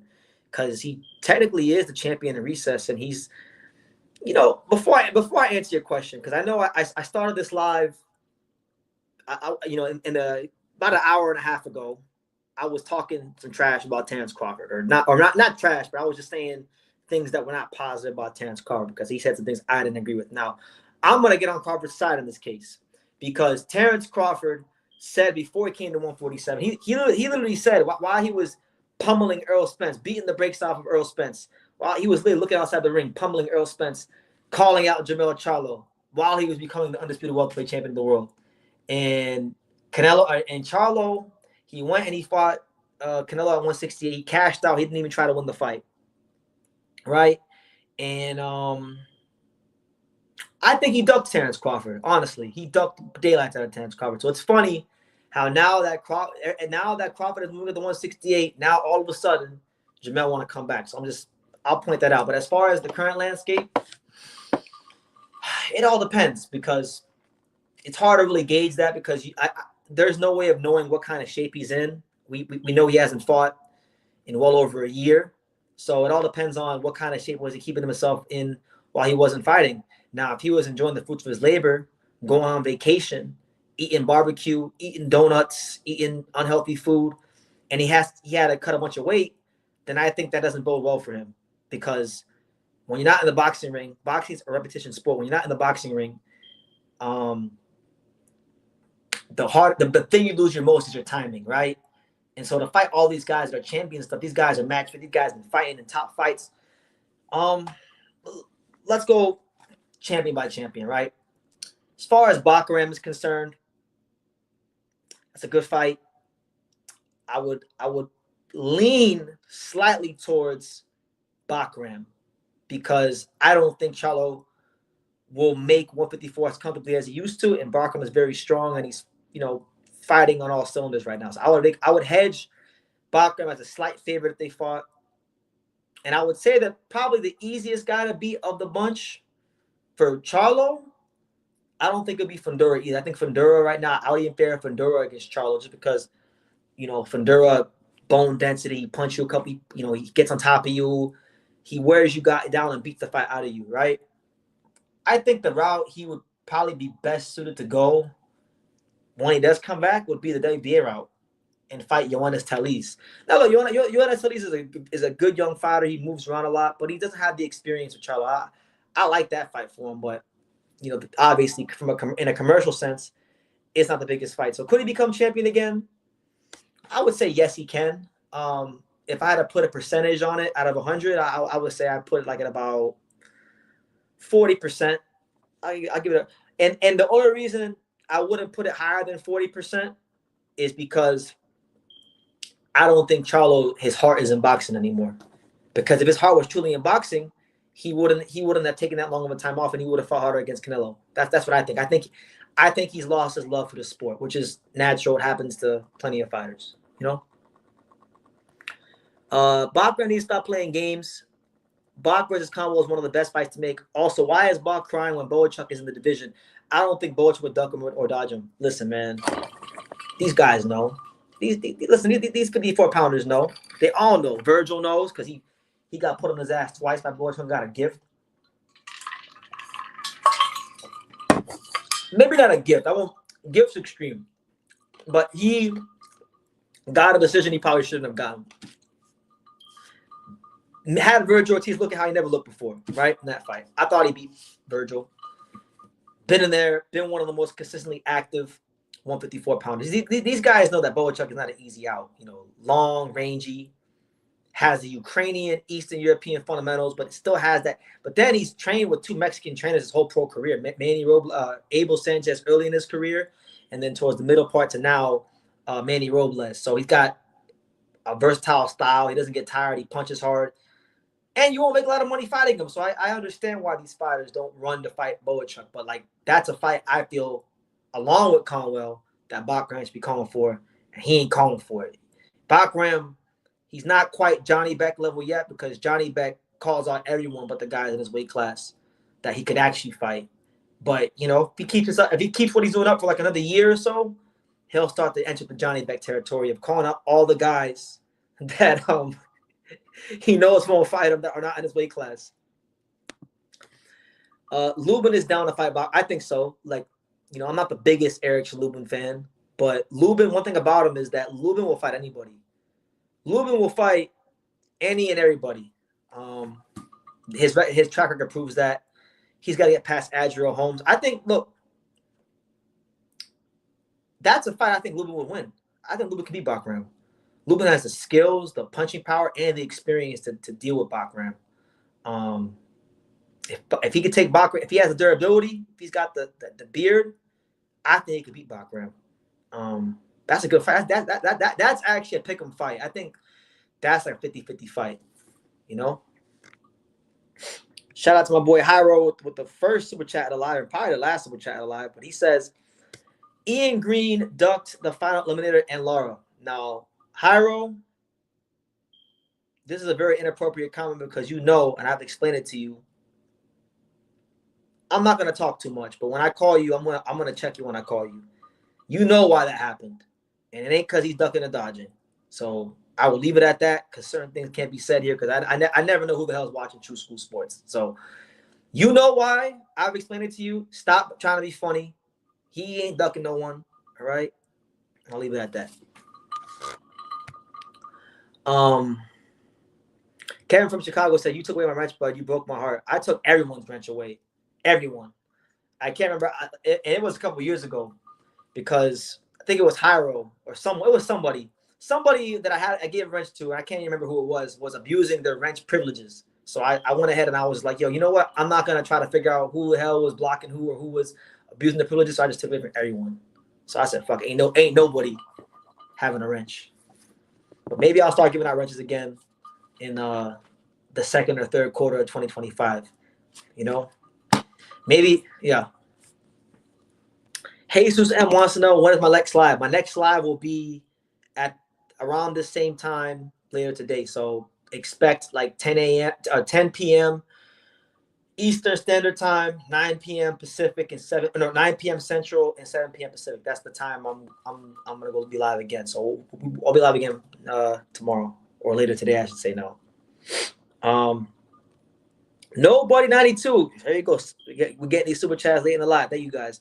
He says, what are your thoughts on the Cuban Kevin Brown versus Story Suero?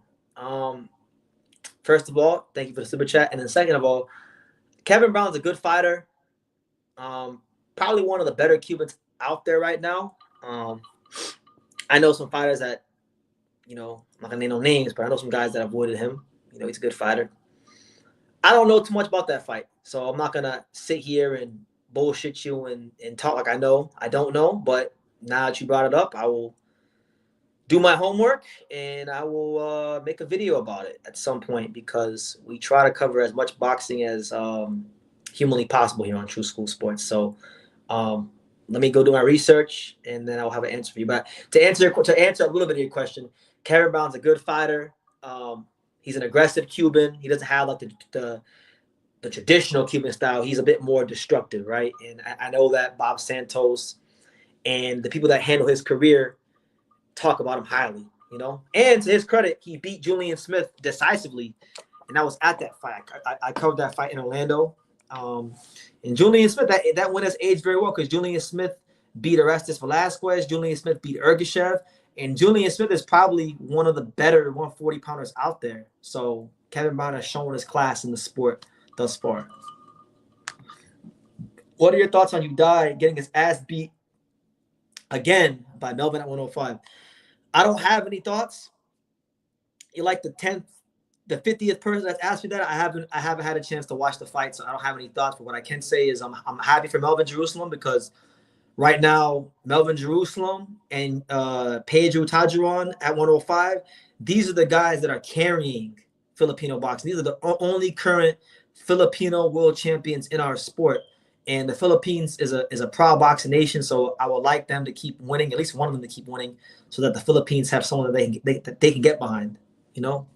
That's what I can say.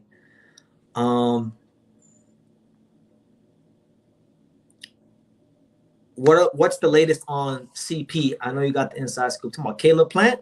I haven't heard anything about Caleb Plant. I know that he's supposedly supposed to be fighting in late May. So if he fights in late May, I would like to go to that fight. I like Caleb Plant, and it's great. Me and Caleb Plant go back some years, because I remember 2016, 2017, 2016, 2017, around that time is when I started covering and making videos about Caleb Plant. And at that time, there wasn't a lot of people making videos about Caleb Plant. So I remember when I went to Vegas in 2017, I watched him spar one time, and he knew who I was before I even said anything to him. And then when I saw him in Vegas in 2020, like last year, we finally did our interview, and he was really gracious, and he's always been really thankful for me showing him his respect. But I don't have any thoughts on Caleb Plant. I know they want to do the Edgar Berlanga fight. I saw Edgar Berlanga.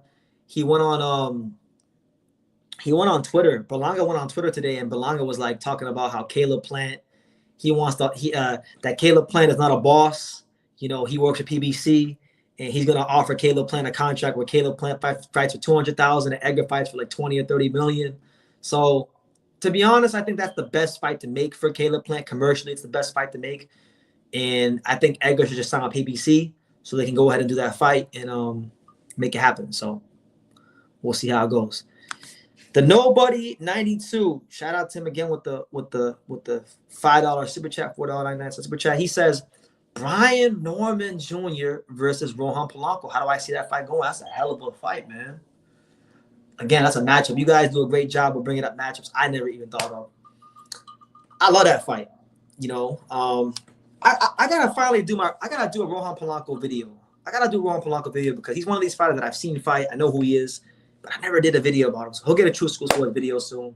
I'm only one man. I can only do so much, and I think I do a good job. But good fight. I think they both have a similar frame. Like they're both stocky, compact punchers. That's how I would describe both of them.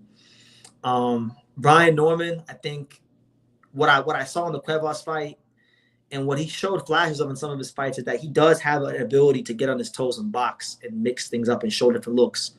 You saw a little bit of it last night against Cuevas.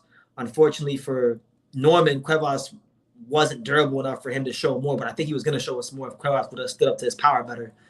I like that fight because I think if Norman were to fight Polanco, that would definitely be the hardest punchery spot. Because I'll tell you right now, when Polanco punches things, he breaks things. He got that thump, you know, as we call it here on True School Sports. He got some real power. If they fought, it's a good scrap. I would favor Brian Norman Jr. But Polanco with more experience and better fights, I think Polanco and Brian Norman in the next year or so could become a 50-50 fight. But right now, I would say if they fought, I would have Brian Norman Jr. stopping Rohan Polanco within 10 rounds. But a great matchup if it ever happens. Really fun fight for the division. We got. Let's see what else we got. Rocky Austin says Charlie Suarez is the next Filipino champion. He might be. We'll see. It's do or die for him. He's 36 years old, so he better win. He got to win. Chocolatito versus Kafka was really taking a long time to get completely official. Yeah, man. I don't know why that is. At this point, like I'm okay if Roman Gonzalez just doesn't even fight Kafka. that's kind of where I'm at with that. Shout out to my main man, Jan Backus, the new heavyweight, the German Japanese heavyweight of the Hachiochi Nakaya boxing gym. My dear friend out there in Japan. He says, "Yo, BT, what's up, man? How you doing, Jan? Good to see you, champ. How are you?" We're just here going ahead and just talking boxing. What's up? He says, "Oh, BT, I almost forgot. Before you answer, what are your thoughts on Fernando Puma Martinez ducking Bam to fight Ioka again? For some reason, he's really set on fighting Ioka for a second time." I don't think he ducked Bam. And the reason I don't think he ducked Bam is because this is a fight that Puma wanted. He's been wanting to do for a while. They're supposed to fight New Year's Eve in Japan. They didn't fight, so he wants to go ahead and take care of that. And I'm sure right now, like, respect to Bam. Bam is a pound-for-pound fighter. I don't know the numbers, so don't take this as, like, don't take my word for it. But Ioka is a big star in Japan. He's got a big TV contract with what is it, Abima TV, if I'm not mistaken. So it's not out of the realm of possibility that Ioka or in an Ioka fight would pay Puma more than a Bam fight would right now. And who knows if Mr. Honda even wants to do the Bam versus Puma fight. Because when it comes to Bam, you can't listen to Eddie Hearn. Eddie Hearn don't really make the executive decisions for Bam. He's just the mouthpiece here in America. The guy that really makes the decisions is Mr. Honda, Tekken Promotions. Right? So we'll see what happens. But listen, Bam has a more attractive fight that's presenting itself because Ken Shiro just beat Seigo Yuriyaku. He unified some of the titles at flyweight. He wants to come down. He wants to come up to 115, and he wants to fight Bam. And Ken Shiro has been calling for the Bam fight since I interviewed him in 2023. So, why not go ahead and do that fight? Bam out is Ken Shiro number 10 on the pound-for-pound list. Bam is pushing like number 7 or something like that, number 6 on Ring Magazine pound-for-pound. So, yeah. Did I see Japan's biggest news? I'm not sure what you're referring to, so go ahead and inform me. Maybe I'll give you my thoughts. I don't know what you're talking about. Shout out to Nobody92 again with the $5 super chat. He says, Ian Green versus Carlos Adames. How do you see that fight go? That's a great fight. That's a tough fight. That's a tough fight right there. Now, like Ian Green versus Lara, I think Ian Green would beat Lara. Ian Green versus Adames, I think it's a tougher fight. Adames is a little physically stronger than Lara. He's fresher than Lara. It's a good fight. The way that fight goes, I think either Lara outboxes Ian Green, because I think not Lara, Adames either outboxes Ian Green because he has different looks that he can show. He has different like things about him, and like I love Ian Green. I know Ian Green has sparred like some of the best fighters. I know Ian Green has sparred Crawford. He sparred Berlanga. He sparred Johnny Beck.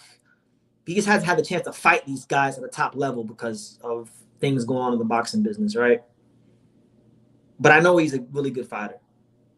Adames is definitely the highest level fighter he's ever fought out of the lights. So the way that fight's going to go, either Adames is going to outbox Ian Green, or I think Ian Green is going to beat down Adames to an accumulation stoppage. So those are the two outcomes I see as a part of the fight. I like Ian Green. That's my guy. I would like to see him win the fight.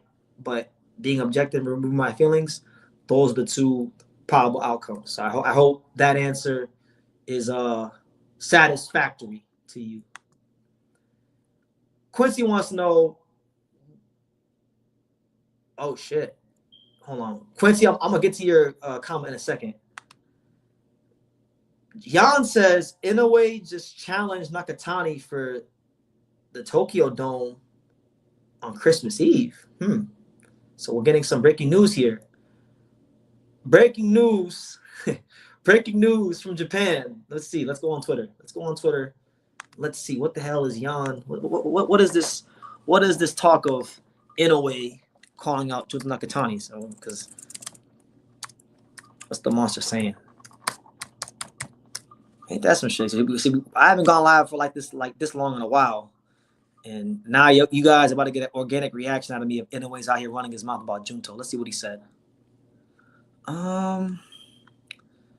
What is he saying? What's the monster saying? I don't see it, champ. Where did Inoue call out Junto? Is there an article? Is there a tweet? Where can I find this? If he actually called him out, where can I find this? Because I don't see anything about. Let's type his name in again.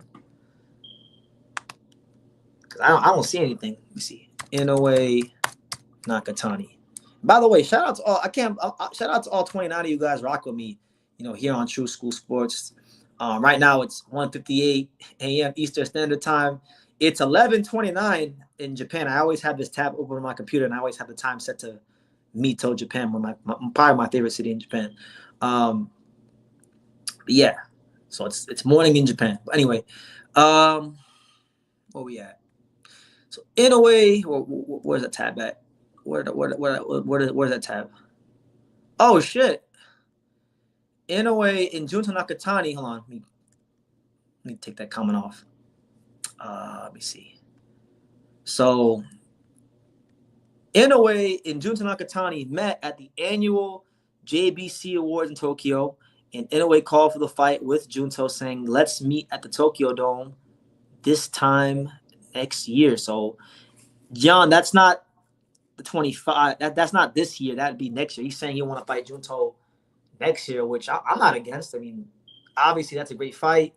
Obviously that's a fight that any and every boxing fan should be excited about, because these are two pound for pound fighters. I got on my own personal pound for pound list. I got Inoue number 2 on my pound for pound list, and I think Junto's number 9. So this is a pound for pound fight, and good stuff. So that's big time stuff. That'll be a True School video and a short coming soon. Crazy.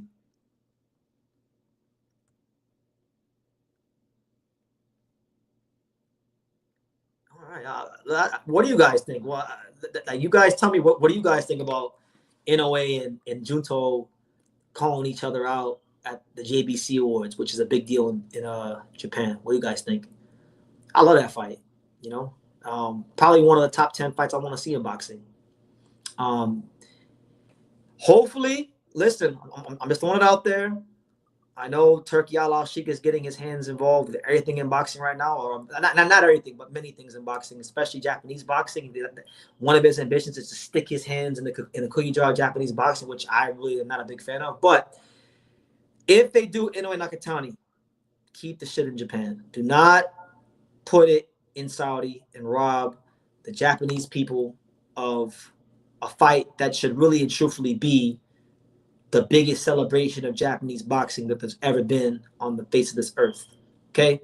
I know a lot of people will say, BT, who cares about where the fights are at? At least you give them the fight. At least you give them the fight. Like, I understand. But if there was ever a fight that needs to be in its homeland, that's definitely one of them. You know?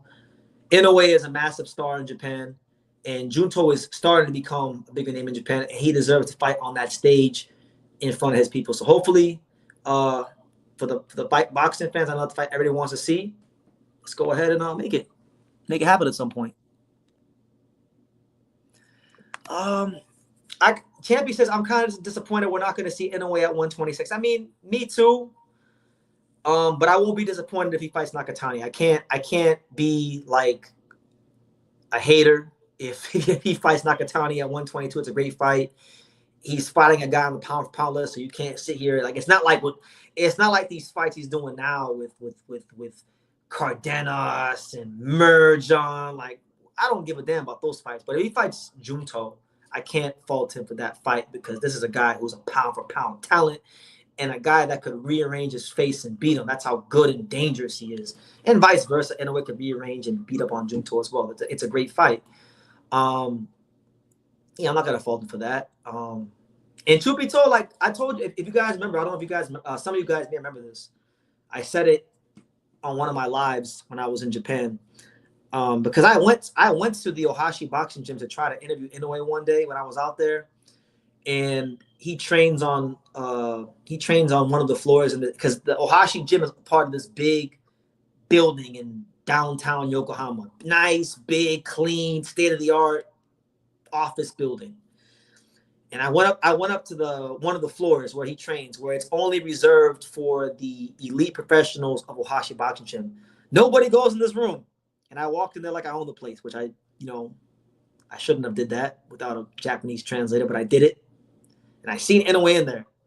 I was like probably 20 feet from Inoue. And I was also very close to Inoue when he fought Yi Jun Kim. He walked right by me out the tunnel. And so I know how big he is. And it's not very big compared to like the other featherweights. He is not big. And selfishly, because of that guy on the wall right above me, that guy with the right there, I want to see him at featherweight because I like him versus that guy a lot. But objectively, self-consistent feelings aside, when I saw how small Inoue was in person, I don't fault Ohashi Gym. I don't fault people for, not the people that run his career not being eager to fight him as a featherweight.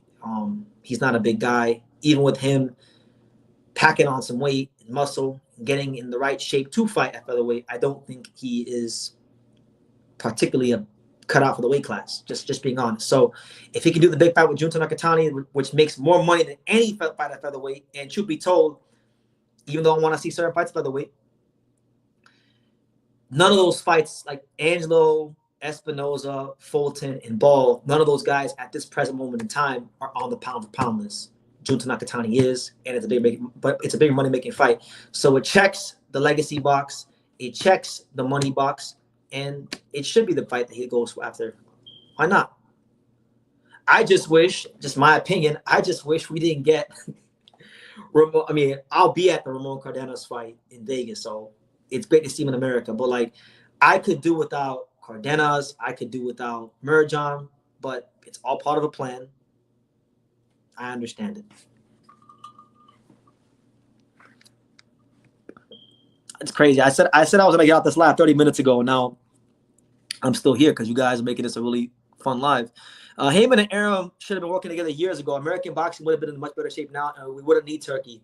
I agree.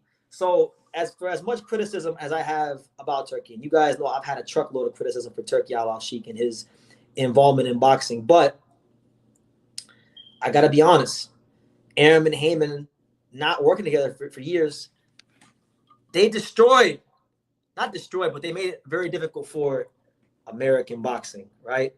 So they're doing now what they should have been doing in 2015, 2016, 2014, 2017, 2018.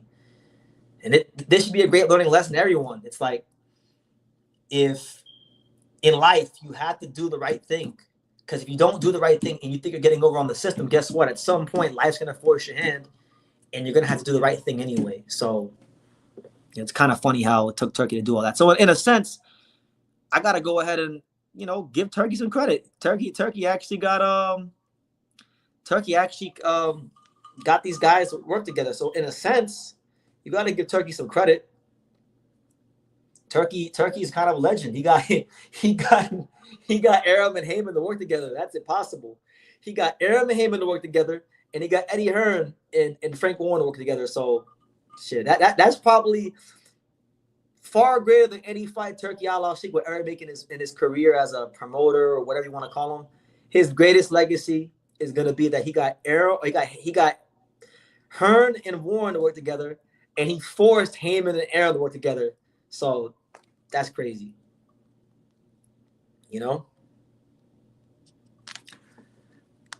He said, did I get kicked out by NOA's team? Yes, I did. Well, I didn't get kicked out of the gym. They didn't say get out the gym. They just told me to get off that floor. And then they kindly escorted me to the next floor, which is the kids' floor, to talk to the director of boxing at the gym, a guy named Asano Wanyuki, who I know, who I met at a couple fights. So I talked to him for 10 to 15 minutes, and it was cool. And then I just left the gym politely, and that was it. So yeah, that's my Inoue Ohashi story. But let me see.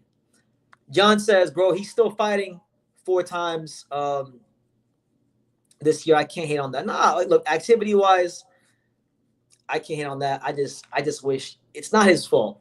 It's not his fault. The division, he cleared it out already. I just don't like these fights, man. That's all it is. And every fighter has these points in their career where they're gonna go through a stretch of fights that aren't that great. I get it, but at least he's staying active. It'll be his 5th fight in 15 months. The only fighter that I can think of that is at the championship level that's fighting with that regular level of activity is the guy on that picture right there, which is Angel Leo. He's when he fights Kameda on May 24th, that'll be his 5th fight in 16 months. So Inoue's doing his thing, man. He's great for boxing. I'm hoping his event does well here in the States, because I'd like to see Inoue come to fights in the States more. I think he'd be good for the American boxing, as he's been good for Japanese boxing and anything in boxing, So, we'll enjoy the we will enjoy the Cardenas fight. I'll enjoy being there. I'll enjoy the Merjan fight, and just God willing, hopefully he don't lose those fights, so the Junto fight don't get ruined. And I'll just leave it at that. What are my thoughts on Inoue versus Merjan? My thoughts on Inoue versus Merjan. It's the last good fight remaining at 122 until it's the last good remaining fight at 122 until Junto comes up. Cardenas, all best wishes to him. I've only seen him fight once. I'm not gonna act like I'm a Ramon Cardenas expert. I only watched him fight that one fight against Brian Acosta, which actually is the fight that got him this fight, because Brian Acosta is a fighter that was an Inoue sparring partner. So by beating Brian Acosta, who was also ranked as well, that likely was one of the determining factors for Inoue to pick him after Picasso pulled out. So, far as him fighting Merjan, good explosive fight for as long as it lasts. Merjan can punch at both hands. But if I was the commissioner of boxing, you guys know what weight class Inoue would be in. But again, now that he's shaking hands with Junto and they're actually gonna go ahead and look to make the fight, I'll let up on Inoue at featherweight. BT getting kicked out by the Inoue team is the same one. No, it wasn't like it's not the same as getting kicked out by Team Pacquiao. That because when they kicked out Elliott at wild card, they're like really hostile about it. They weren't that hostile about it at Ohashi Gym. They're pretty nice to me, and they were cool, you know. And God willing, you know, I'll be in Vegas. So, you know, I tried in 2023 to get the Inoue interview on Japanese soil. It didn't work. I tried in 2024 and early 2025 on Japanese soil. It didn't work. Now he's coming to American soil, you know, in Las Vegas, a place I'm very familiar with. Third time will be a charm. Boy, BT don't give up, you know.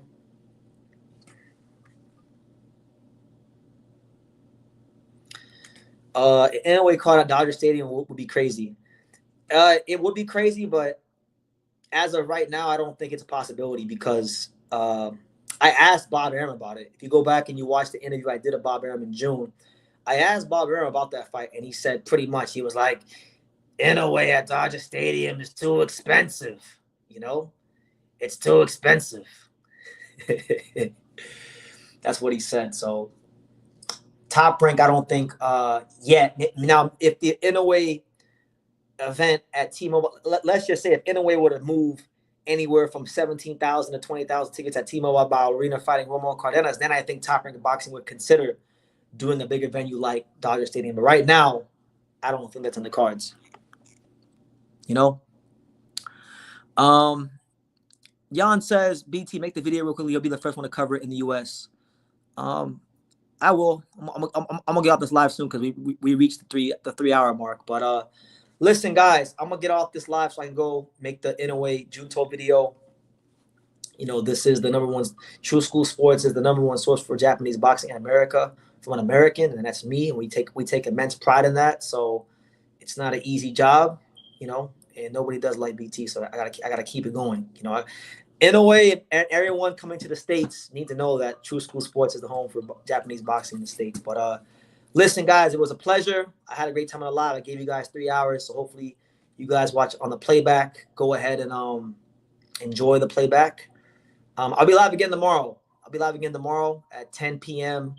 Eastern Standard Time, 9 p.m. Pacific, and 7 p.m. or no, 9 p.m. Central and 7 p.m. Pacific. So I'm not sure what the hell I'm talking about tomorrow, but I will figure it out, and we'll go ahead and talk some more boxing. So thank you guys for everything. God bless. Have a great week. And like I say in every single one of these videos, you can love me or you can hate me, but I'm just kidding from dating it. So until next time, take care, guys.